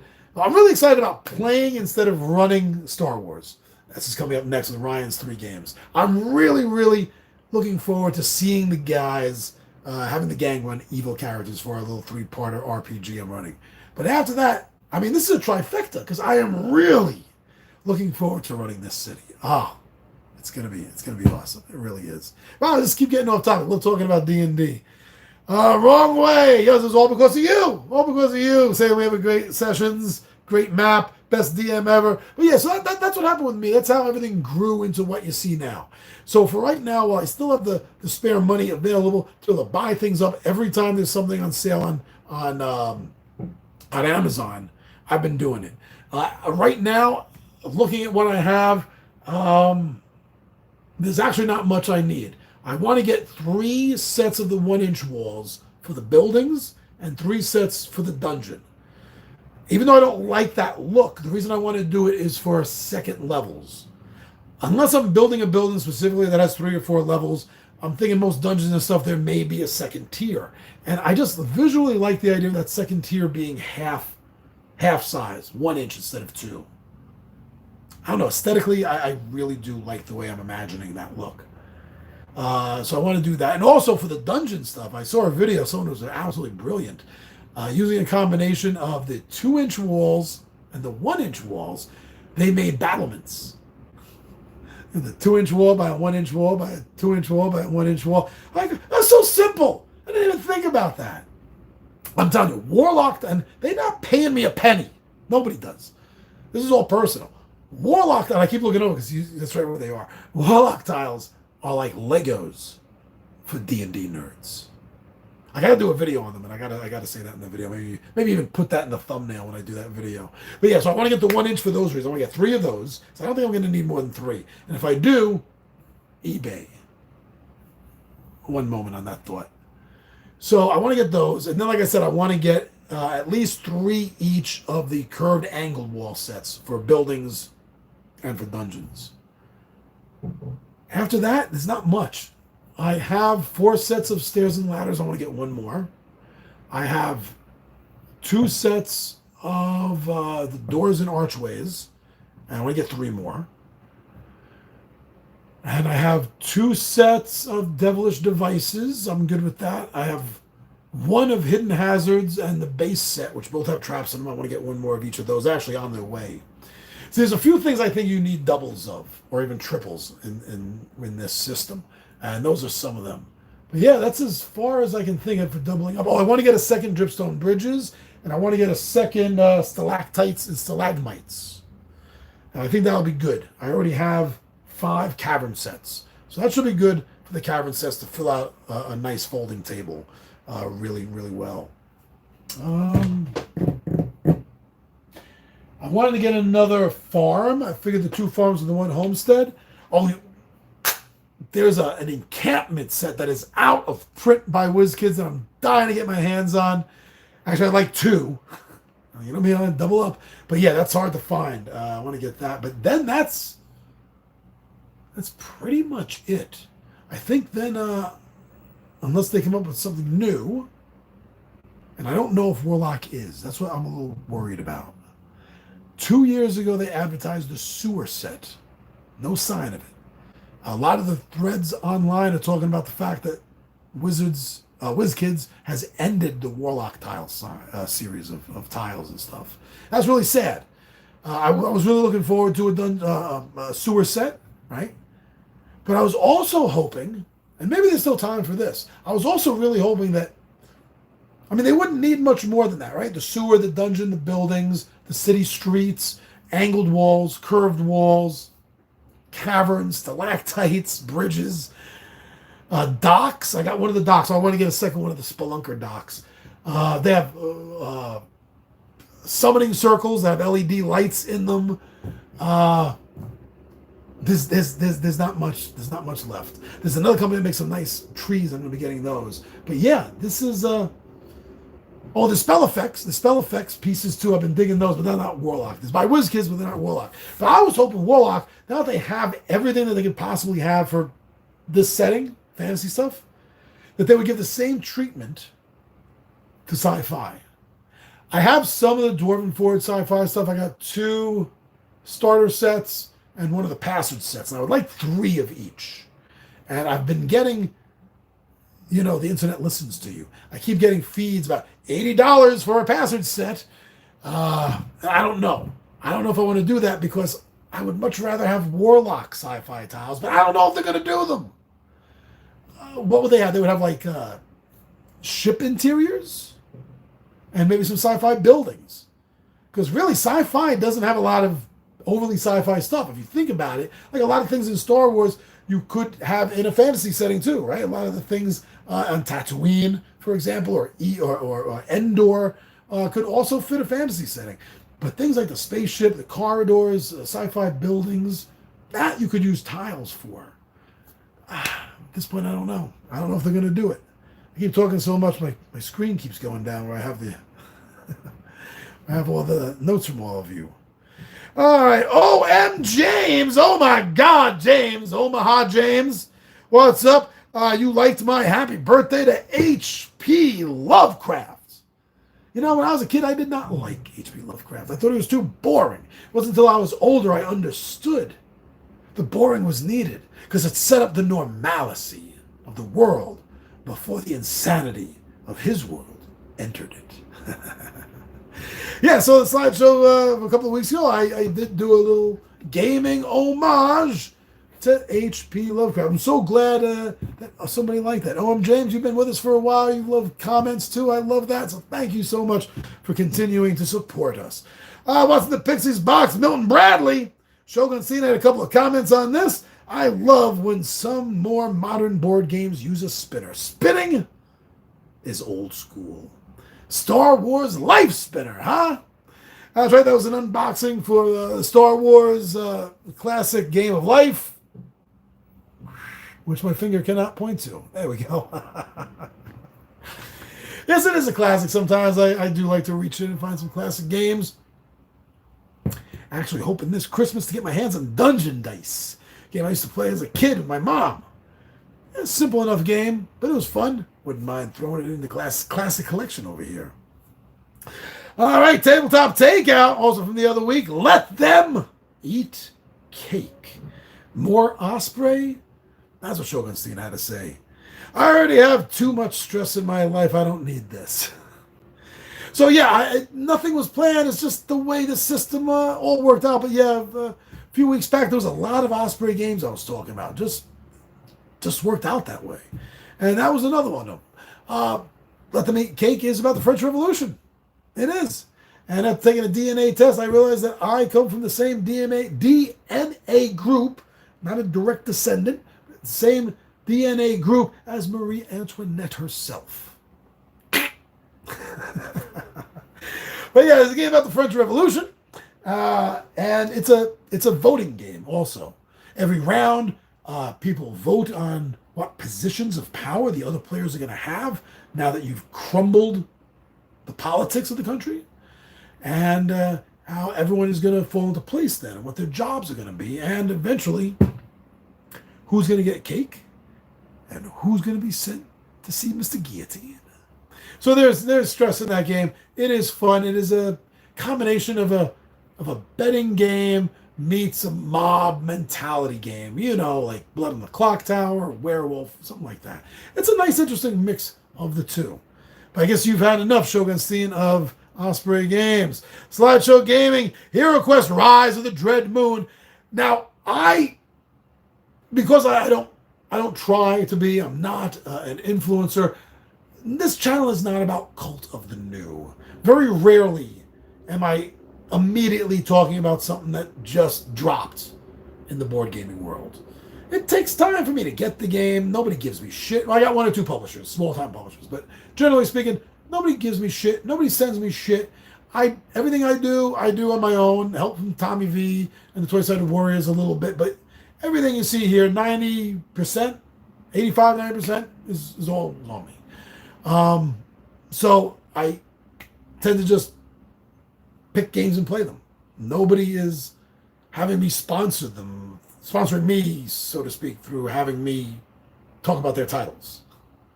So it just bunched up. The Osprey games just bunched up there. There's no real reason for it. And the Hero Quest, that's what I was talking about. The Hero Quest. So I don't always have something brand new. If something comes out brand new, I don't always get it right away. And if I do, I have videos months in advance. I am still almost 3.5 months in advance on all my non-live videos. And yeah, I know I could just reschedule some things, but I'll be honest, sometimes I just can't be bothered. I just can't be. I'm just doing too much other shit. So new things don't always pop up. But I love Hero Quest so much. So freaking much I love Hero Quest. I had to make sure to bump things around so that the new Rise of the Dread Moon was going to be featured right away on my channel. It's probably going to take me a couple of years to get through to it because I'm only in Keller's Keep now.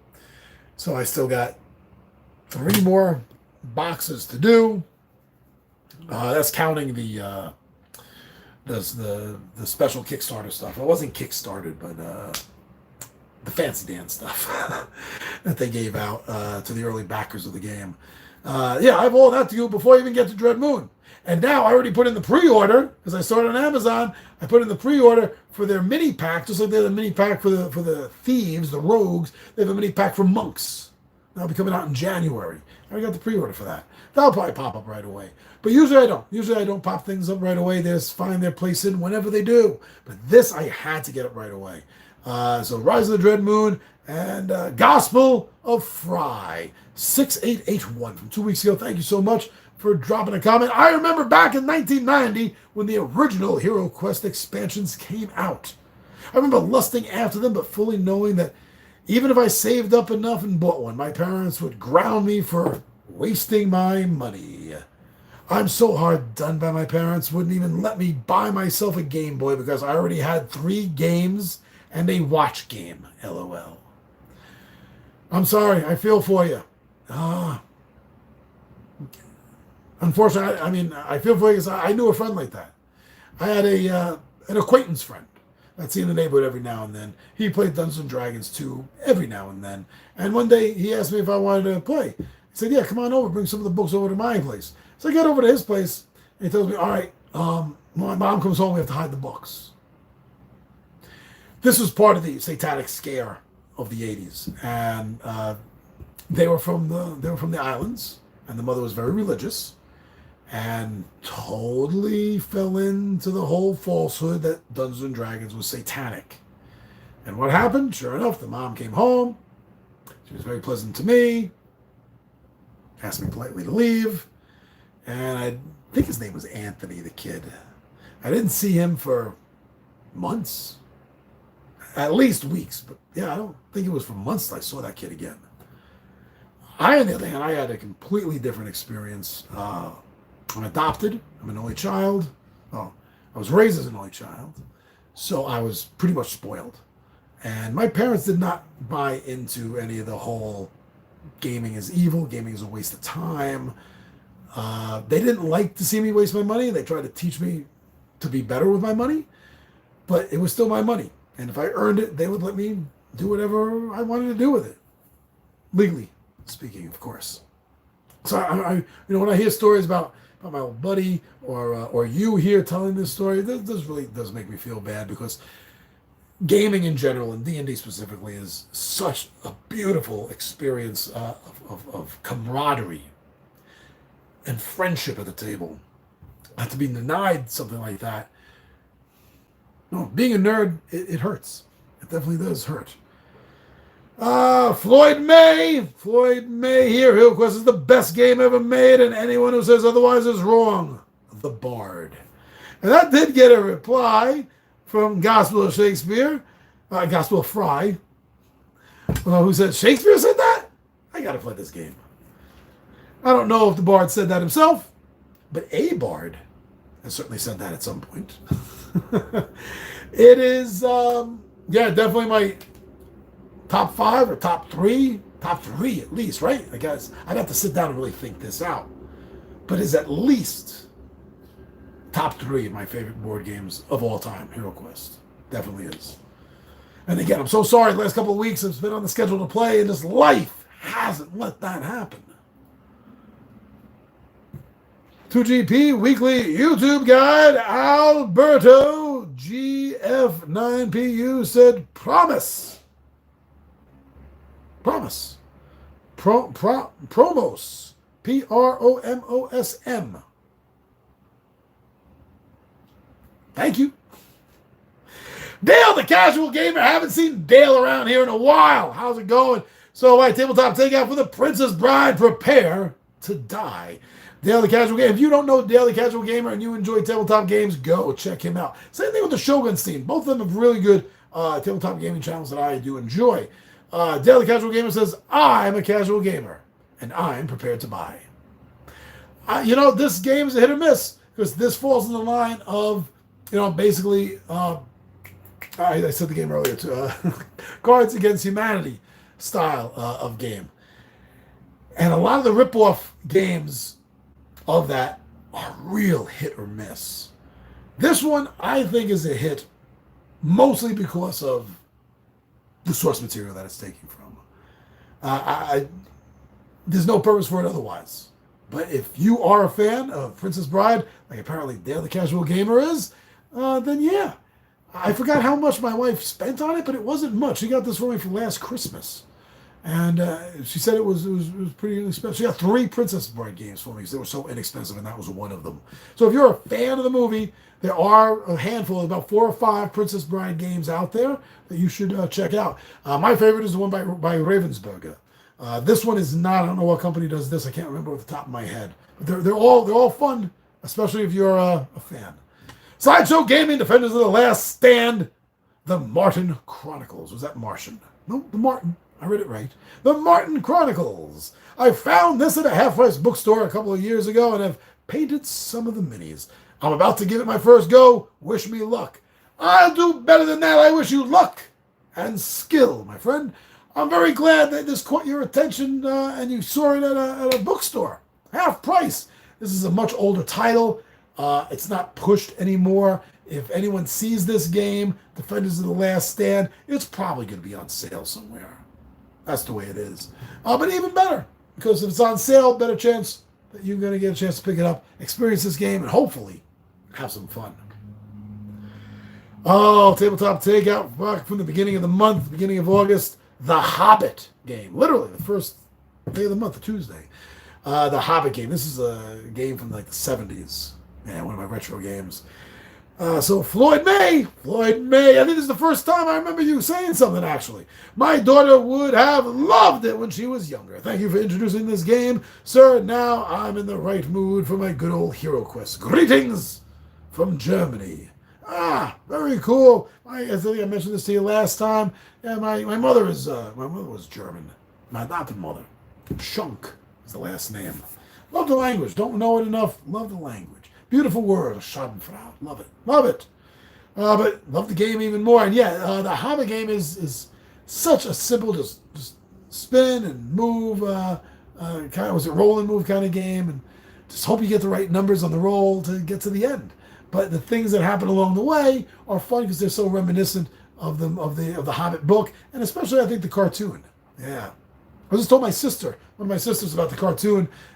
She watches some little kids who love the Lord of the Rings stuff, and she had never heard of the cartoon, so she's showing it to them, I believe, this week. Midday Monologue Monday, so we are a full month ahead now. We're back, I should say. The Shogun Scene said, I hope your dogs are okay. Yeah, my dogs are never okay. I've owned dogs, been around dogs, one or the other my entire life. And these two I have now, Mojo and Moxie, they're Chihuahuas. That's a mini dachshund Chihuahua mix. They are hard to handle, especially the boy Mojo. Wow. Just one of them is, usually Moxie is getting sick and Mojo's getting hurt. He's still getting over a bad back from a couple of months ago, which is a re-injury from last winter. He's going to be a great dog for the rest of his life. Little monkey boy. So thank you for asking, Shogunstein. They are currently all right, getting better, and hopefully they're going to stay this way for more than a few months at a time. Slideshow Gaming, Defense of the Last Stand from Starship Chiru. I like saying it like that. And you said this game looks like it's trying to pack every post-apocalyptic trope into the trunk and then into the wastelands. So look for trouble. I love it. That's exactly what the game is. I think I addressed this last month. That's exactly what the game is. It does fit so many different concepts of post-apocalyptic worlds and settings into it. There's different types of gaming in it, including a solo session in the game, cooperative, competitive, as well as all the different tropes. It's a game that I don't think it ever got as much hype as maybe it should have. But that's always the case, with these influences.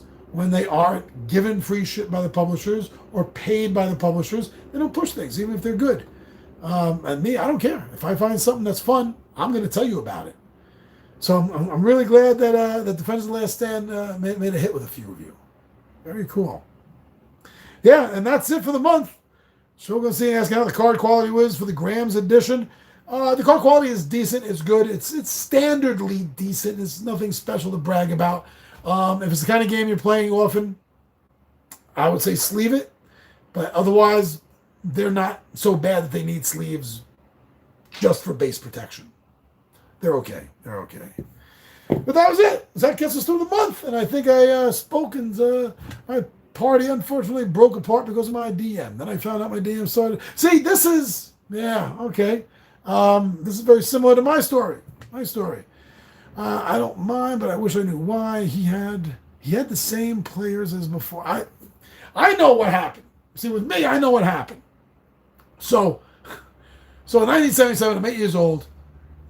My friend, the neighborhood kid that I knew, that introduced me and Anthony and our friend Dennis. I think that was it at the time. I think it was him and his brother Kevin, and I think it was the three of us. And he introduced us to D&D because I think it was an older cousin of his that introduced it to him. He was not our friend. Him and his brother were not really our friends. They were violent people. They were bullies. They picked on me constantly. Thank God I was like the size of both of them put together, and I had a temper. I didn't put up with their shit. But you're kids. So one day you fight, the next day you're playing beanball or box ball or stickball or something together, or tag, manhunt. That's the way it was, right? So even though him and his brother were dicks, I didn't like sports. I never did, and still don't. And we were on the corner, and we were all trying to figure out what to do. It was a whole bunch of us, a whole gang of us, like the Little Rascals.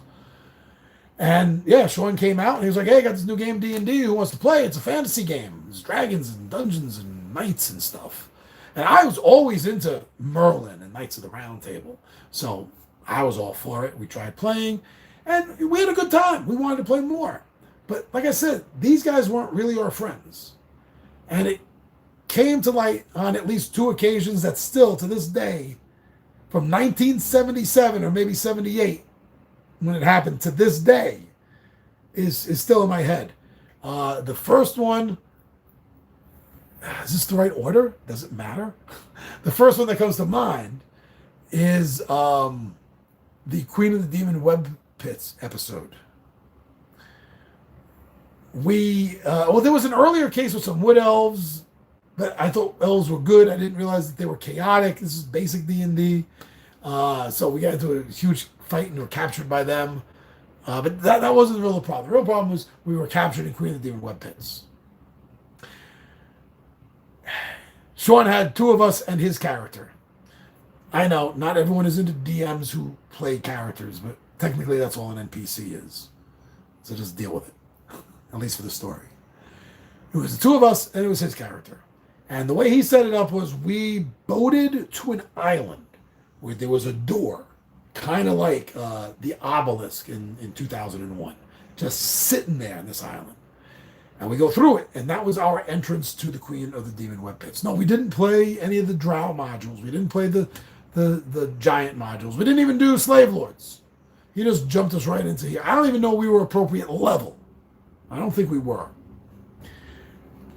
But we were cocky because we didn't know what we were getting into. Dennis was playing a dwarf thief, as he always did, and I had a human wizard. And I was really cocky. This was advanced, obviously. I was really cocky because it was the first character I had that actually got psionics. I got that like 99, 100% fucking roll right in front of Sean. He was so pissed. But we went through and I ended up getting like 2 or 3 psionic powers. I even remember looking at Dennis all cocky and being like, don't worry. I got Mind Blast. She pops up, I'll turn her mind into a popsicle stick.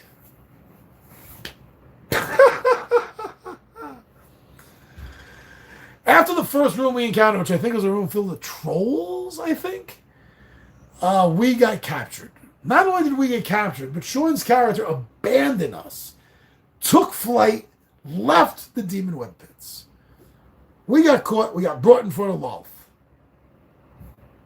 I looked at Dennis, said, don't worry.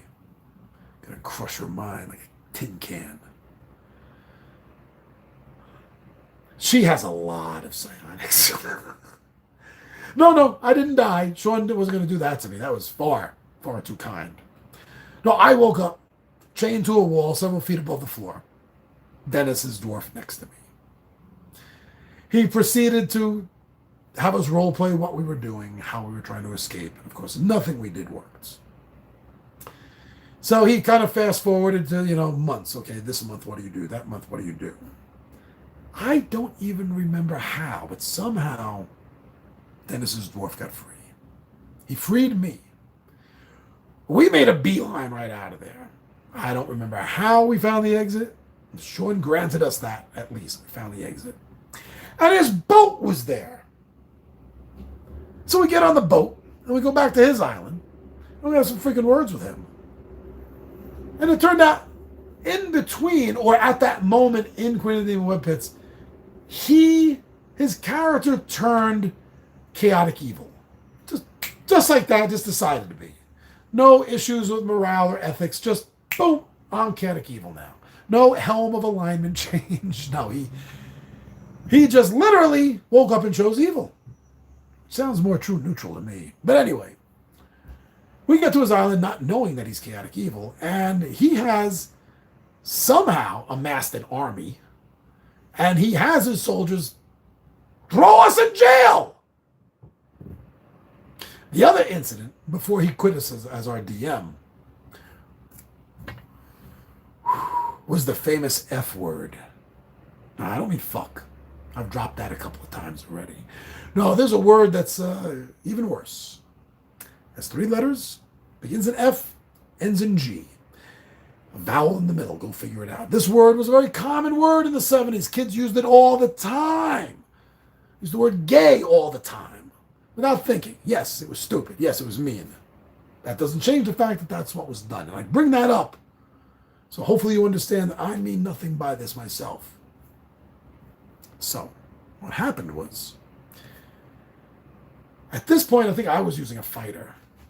Anthony had a magic user. I don't know what Kevin had, or Sean. I can't remember their characters. But at the end of the fight, we're going through the treasure. I don't even remember what it was, but Anthony found something really cool. Kevin found something really cool. And Anthony was like, that's better suited for my wizard. Kevin's like, I don't give a shit. I'm taking this. I'm taking all of this. Doesn't matter what alignment he was. That's the way he played. And he was the kid brother, but he was very mean to his big brother. So his big brother just let him get away with shit. So he's going to let him get away with this. And Anthony goes, no. I've had enough of this. I cast Charm Person on Kevin's character. And I explained to him that it's best if I have it so he can give it to me. Wow. Kevin flipped out and started screaming, I'm not a fag. I'm not a fag. You can't make me be charmed by you. Looking at his brother, you can't do that. You can't let him do that. That's the way they played. So ultimately, it was good news after that year or so that Sean no longer wanted to play with us. He found another group of kids in the neighborhood that he could game with. But me, Anthony, and Dennis, and a few others, we still wanted to play. So I did my best to try to remember D&D. This is my first attempt. And I basically just made index card characters for everyone. Uh, Use of six-sided dice, and did my best to simulate D&D for, I don't know, 6 months, a year, until my birthday came around. It was my birthday or Christmas. I think it was my birthday, because that's in May, and it seemed warmer, my memory. And I said, "What do you want for your birthday, son?" And that was on my list. I was like, "This is it. Nothing else.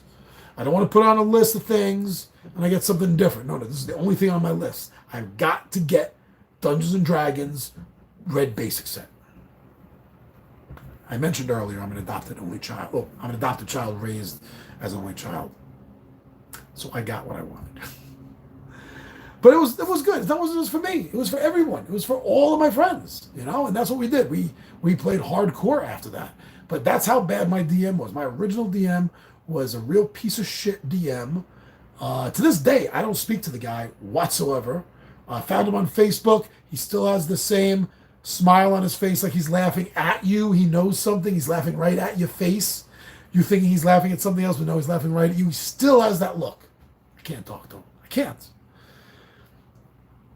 But he's the reason. The one thing that he did that I still do as a DM, and a lot of people don't like this. I have a character. I found that if my character is not the decision maker in the party, I'm just having fun blasting shit, it doesn't make a difference. Because as I mentioned earlier, it's really no different than an NPC that's traveling with the party. The DM's running the NPC. So I fail to see the big difference.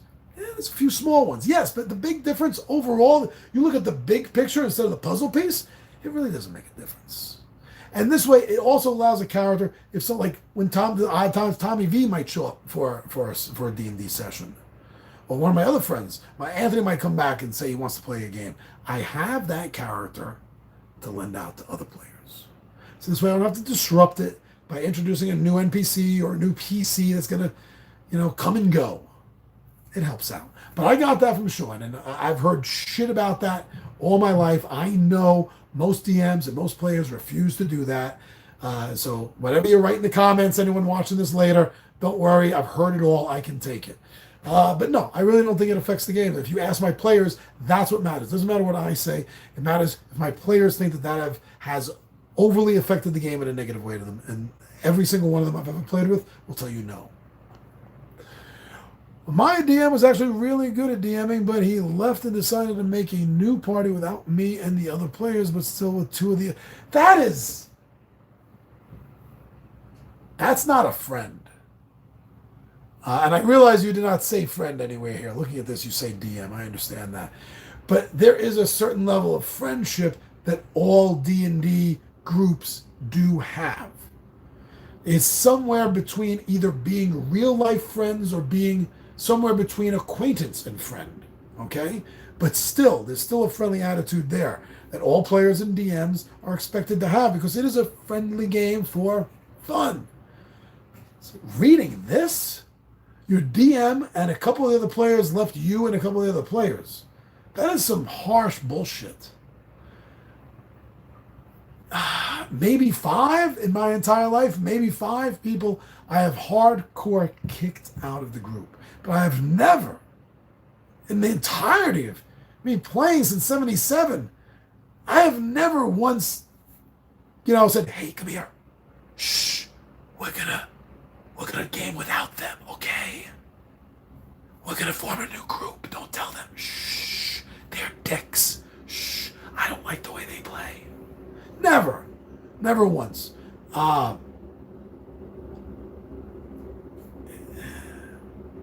Really, if there's a problem with the player, the DM is supposed to speak to the player.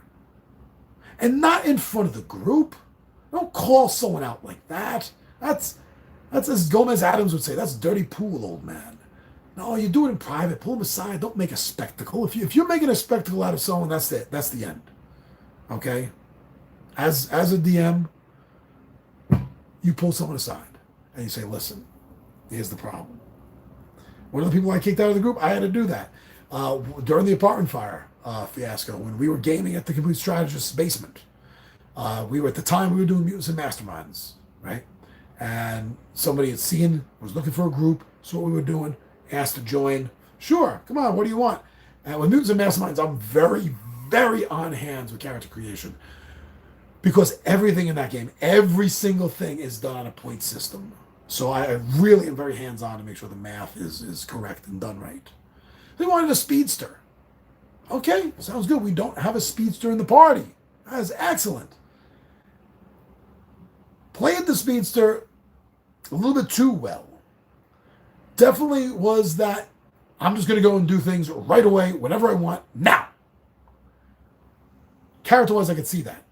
But they kept playing the character like this. I pulled them aside. I was like, listen, I get it. But there should be some character advancement because you're seeing the messes that you're making for everyone else to clean up while you're doing this. The real messes here. No, I don't see the character doing that, John. This is the way, there's no character. This is it. I'm playing the character so I can be like this all the time. That's not going to work. That's too disruptive. You want to try making a new character? No, this is the character I'm going to play. Man, you're not playing in my group. Find another Mutants and Mastermind group. Bring this character. Points are perfect. No one should have a problem with them. But no, if you want to play like that as a long run thing,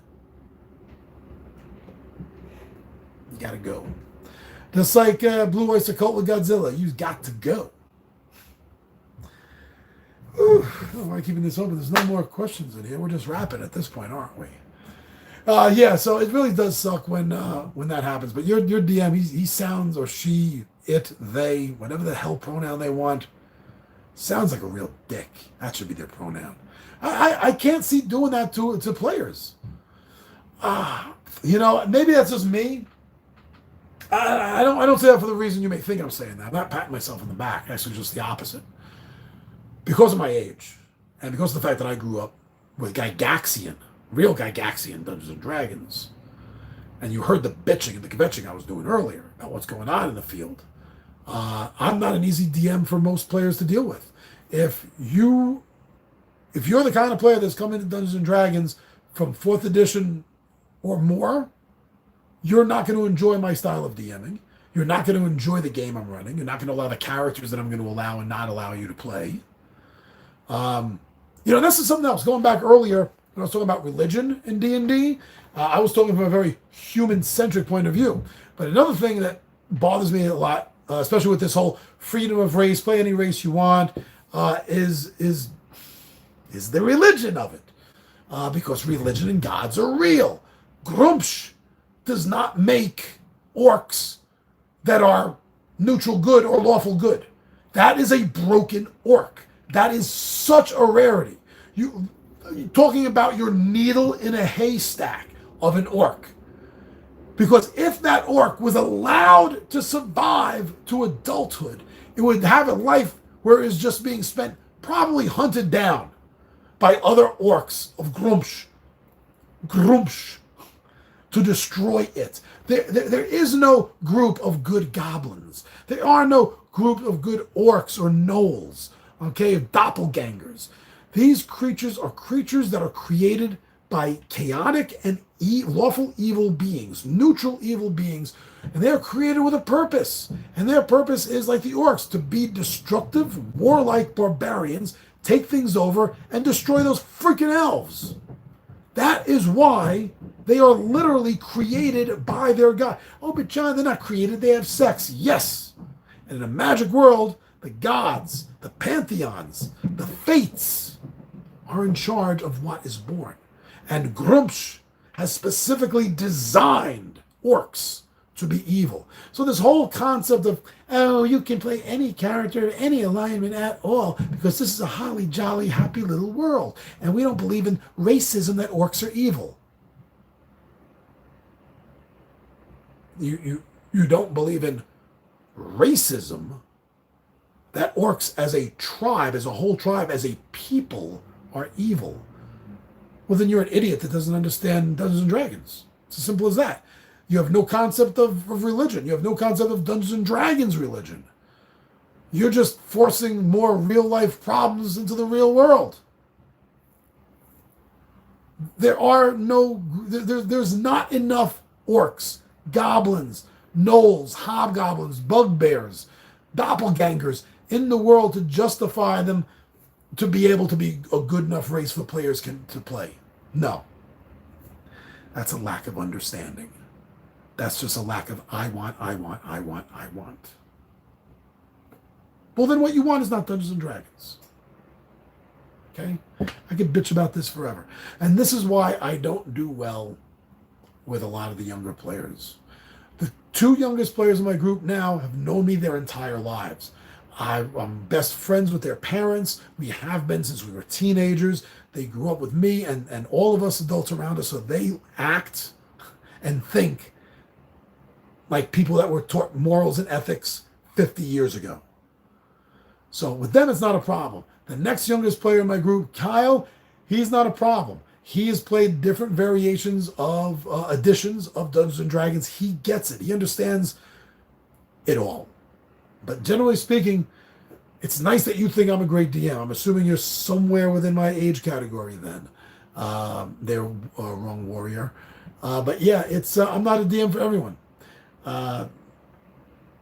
You know, I don't talk about this because, again, I'm not out to make money on Two Gun Pixie.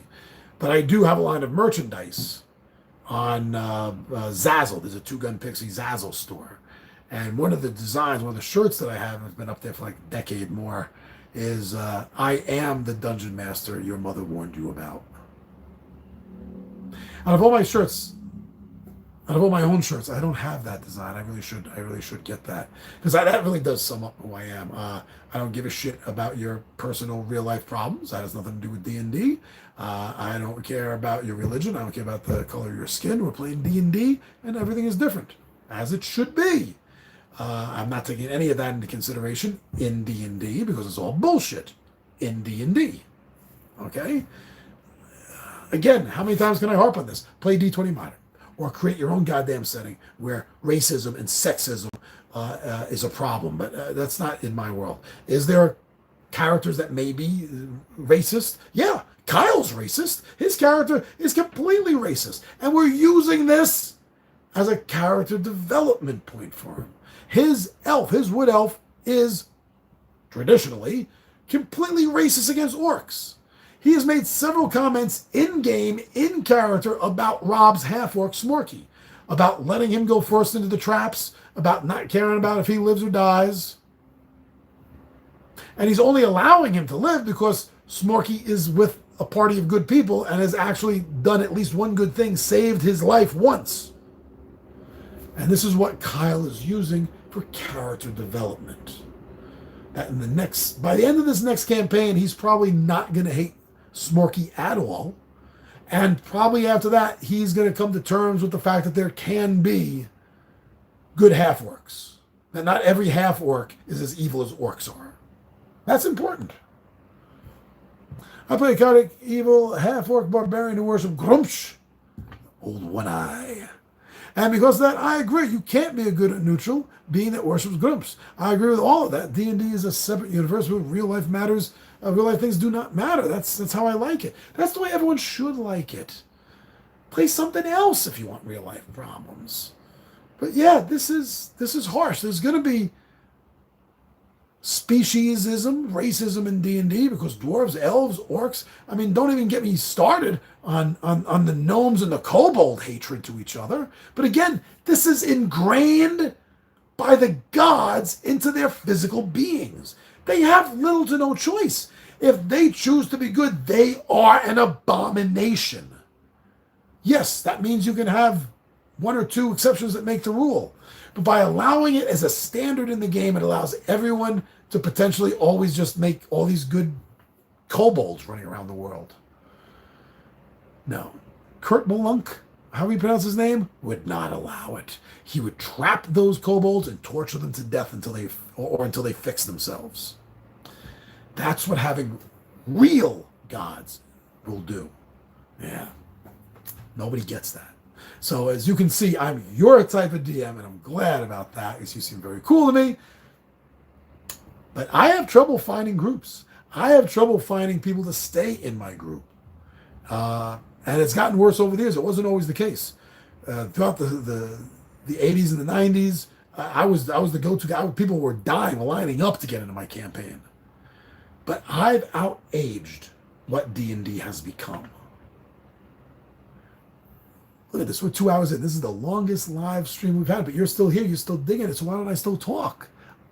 I'm going to talk more. I gotta fix my voice. A little bit better. What can I bitch about D&D now? About the religion. About the... there was an article I came across. I think I mentioned this on the Facebook page, maybe. Maybe like a year ago. And this sums up, I think, a lot of modern, new D&D players. Okay, let me just... It wasn't the fact that this is said. It bothered me that it was said, but it didn't... What really got to me was the reaction, okay? Somebody had posted about how their DM let their character die. And he or she went on about what happened. It's pointless to me, actually. There are really bad DMs. I've seen DMs who think that it's their job to kill the party or try to. And it's not. It's not. As a DM, it's my job to set up what the world is to you.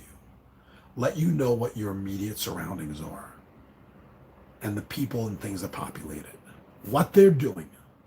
The rest of it is up to you. It is a form of shared storytelling, though I really hate to call it storytelling. But it might be the best phrase for it. That's what a DM does. A good DM will do that.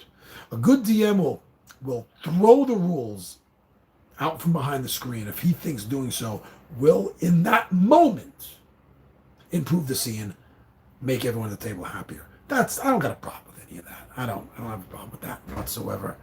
But the fact that this individual thinks that it's a DM's job to keep their character alive, I don't even know what to call it. I want to say it's a joke, but it's so far worse. It's a sad, sad joke. It sounds like there should be a word in German for sad joke. Like enjoying the suffering of others, Schadenfreude. It sounds like there should be a German word for this sensation. But what really got me was the amount of comments. You're telling this person, consoling this person. How dare the DM? As a DM, I would never let a player die. You are a lousy DM. Any DM that says they would never allow a player at their table to die I never want a game with. Is the worst DM I could ever imagine. Absolutely worst. And the amount of people, of individuals that were lavishing support against this DM. This poor player's character died. How could you allow that? There were plans. They wanted to build a house and start a tavern. They wanted a family for their character. How dare that DM allow the character to die? Any player that thinks that agrees with that, since we're 2 hours in, I'll say it flat out, is a pussy. You shouldn't even be playing D&D. You should be playing Chutes and Ladders. Go have fun with that. Really? To say that a DM let a player... He or she wasn't even accusing that they outright attacked, killed for no reason. Like a barbarian horde ignoring the magic user to go kill a fighter when the wizard is in front of them. And no barbarian would do that. Kill the goddamn wizard. Barbarians hate magic. That's forcing the issue.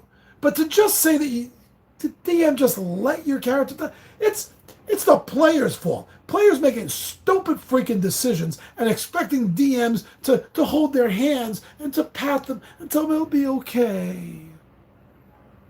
No, please. Wrong Warrior says, I'll be honest, I think you're a perfect DM. I've been in some parties where they were too silly, where they let anything happen. Like using a leaf to knock out a guard. I just don't like it. I need a reason. You want to do something silly, I'll allow it.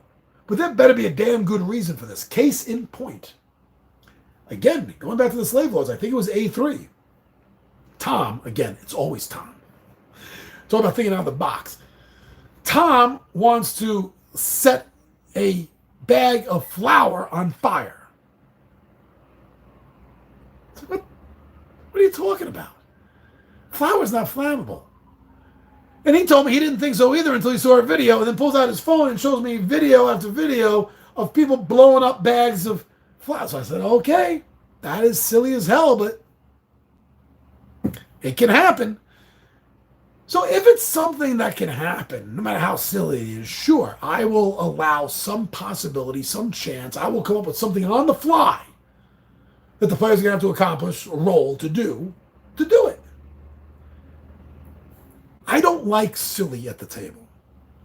I don't mind the group having a good time and laughing at the table, maybe even breaking in now and then with some real life comments or something in the game reminded you of something in a Star Wars episode or something, you want to bring that up. That's fine.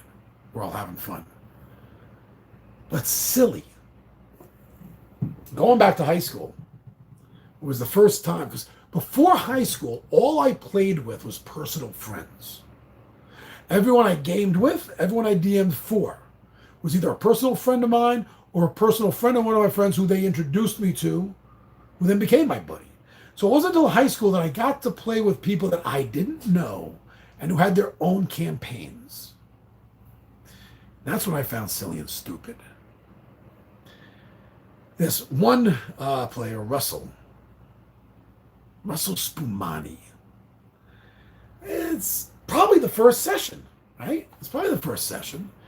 And we didn't make up characters. This is a floor I made for the first time. Again, I'd never played with non-friends before. So I let them use their standard characters from their home campaigns. Every DM campaigns differently. This is how I really found it out.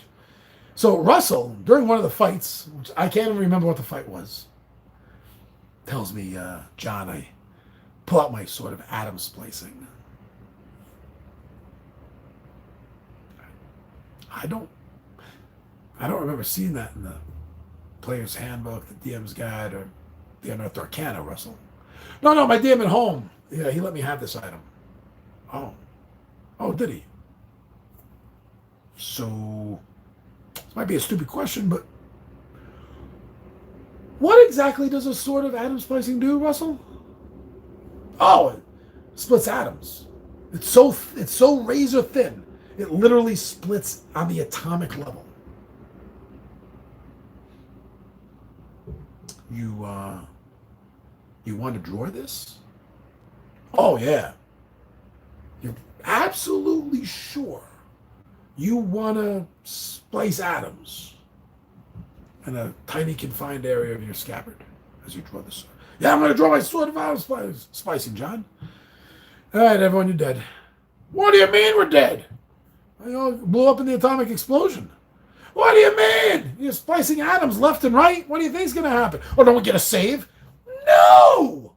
No, you don't get a save at ground zero of an atomic explosion, Russell! But that wasn't it. He had a black marble. Yeah. And there's another game session, he pulls it out. He goes, John, I'm going to use my marble. Okay, there's a lot of marbles and pearls that are magical in D&D. Which one is this? This isn't one of those, John. Oh, my DM let me make this up. So, what does it do, Russell? It can turn into anything I want. Your DM allows you to have a marble that turns into anything that you want? Yeah, I'm going to have it turn into kit. Anyone doesn't know what I'm talking about here. In the 80s, there was a television show called Knight Rider, where you had a AI robotic sort of car, Trans Am, called KIT, Knight Industry 2000. Or, what was the original one? Car was Knight Automated Roving Robot. But yeah, his DM allows him to have KIT in D&D. I think I put that in a sphere of annihilation on him, I think. Horrible, silly, stupid. Who the fuck plays like this? I understand you're playing the game for fun, but You have fun by having a sort of atom splicing and a marble that turns into anything, including Kit. How do you even know about Kit? Oh, he had an answer for this. Oh, because his DM did an adventure where they crossed dimensions and they were in the real world, and that's how he found out about Kit. So that's how he knows how to turn the marble into Kit.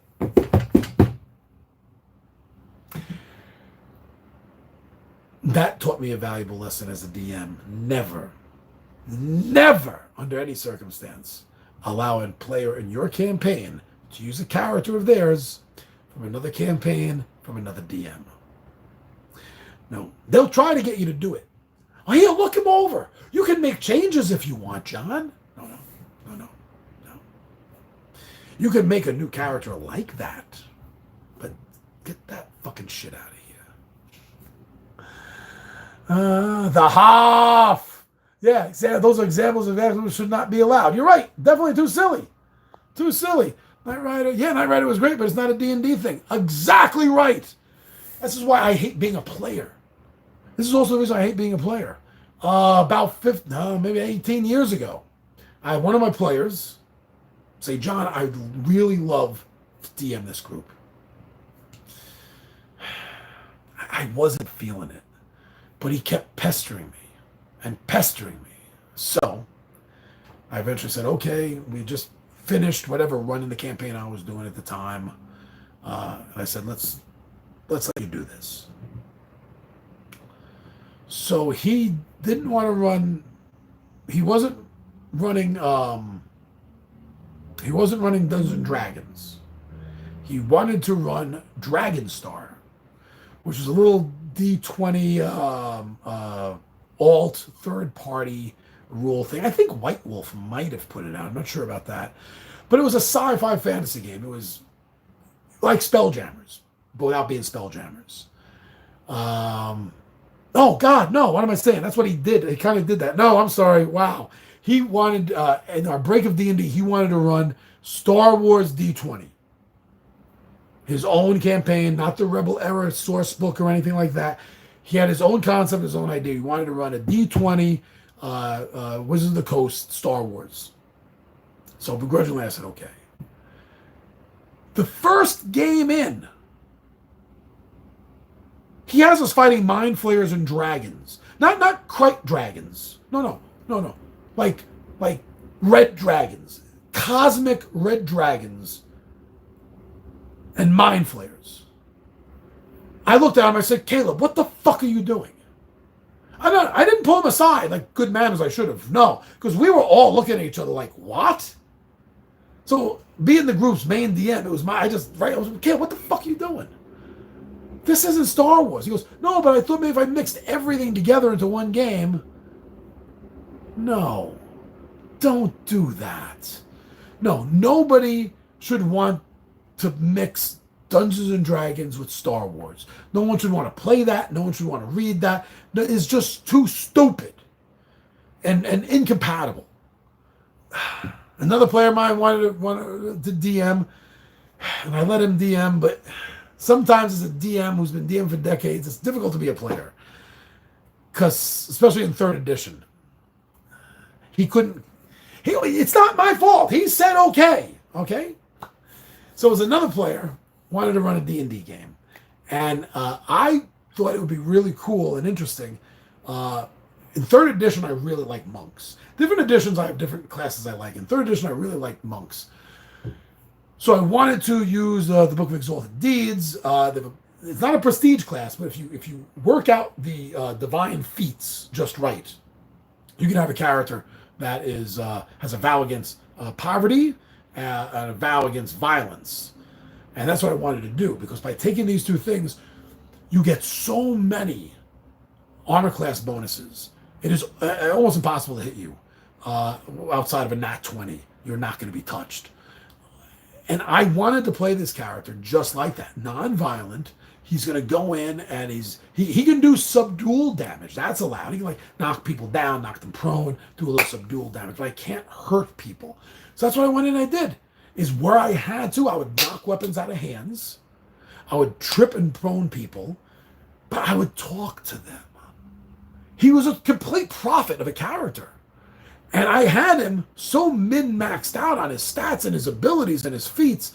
It was a gimme almost every single time. In fact, the first adventure in, I had about 20 of the whatever, the mastermind's minions swayed to my religious viewpoint, and they were following me around. At that point, Greg was like, John, you killed the game. No, Greg, I didn't kill the game. You are a lousy DM. You couldn't handle it. Everything I'm doing is within the rules. And this is the most interesting character I have ever played or seen played in D&D. And you just can't handle it. As a DM, I can't stand playing in other DMs' groups. It doesn't work for me. That's cool and realistic because some monks do swear about exactly. And anyone that's playing 3rd edition D&D and is playing a monk or is thinking about playing a monk, please get the book or download the PDF for Exalted Deeds and take a look at the Exalted Feats. You get the Exalted Feat. You have to get a base Exalted Feat to begin with, and then after that you can build out to the different things. Like it's a Sacred Vow. That's what you get. Sacred Vow first. And then from there, it opens up all these other vows, such as Vow of Poverty, Vow of Nonviolence, and you can play the most interesting monk you have ever played in your entire life, and you'll still be like Bruce Lee, Jackie Chan style of impressiveness. But unfortunately, most DMs aren't going to be able to handle that character, as I found out. But yeah, that's another reason why I love 3rd edition. It is so easy to just create the most niche character you can, especially if you have a DM that will allow third-party material in. One of the third-party books that I really like, let me look for it right here, is Swashbuckling Adventures, which had its own game system, but they did a D20 version of it, and there's a core book and like 1 or 2 supplements that came out for D20, not much, but I really absolutely love the Swashbuckling Adventure book. And I tell players all the time, if you want to find a feat in this book, show me, I will probably allow it. If you want to find a prestige class from this book, show me, I will probably allow it. That's a great book to have too, really niche out the characters even more. But this conversation going all day, and Mojo has been staring me down to go out for like the last 20 minutes. So before the good boy has an accident and a mistake, and that'll be on me, not him. This has been great. This is like one of the longest live conversations I've ever had, Wrong Warrior. Thank you for being a part of this in general, but thank you for being a part of today. I enjoy the back and forth. I enjoy the conversations, as you can tell. I don't want to stop, but I got dogs that I need to take care of. And it's been 2.5 hours almost. This is the longest live Monday I've ever done. All right, keep enjoying the videos. I really hope to get an extra game of Hero Quest in. Yeah, like I said, this weekend we're starting the Star Wars, so we're going to add those 3 into Tales on the Table. You'll see that at the beginning of the year. That's how far ahead we are. And then back to Evil D&D, then to start Evil D&D, and then back to the Hero D&D. We have several great months ahead of us here at the channel. So thank you, Floyd Mays. Thank you for joining me, Wrong Warrior, and all my other extras that I'm sure are going to hop on later and watch this, like Shogun Steen and Clean Sweep, Little Will. Thank you guys all so much for supporting the channel and helping me finally break 1480. And now we're going to get to 1500. Just need a few more subscribers to do that. We're almost there. Wrong Warrior. Thank you for talking. Sorry for taking you off. No. That's what this is for. This is for the comments and for live shit. So yeah, no, you didn't take me off topic. It was all good. Do this every month. Have a great rest of the day and the week. See you in the next video. Thank you so much for your videos. I'm loving this channel. Oh, thank you so much. It makes me feel like even better, more of a reason for me to do this just for fun, that you're having fun too.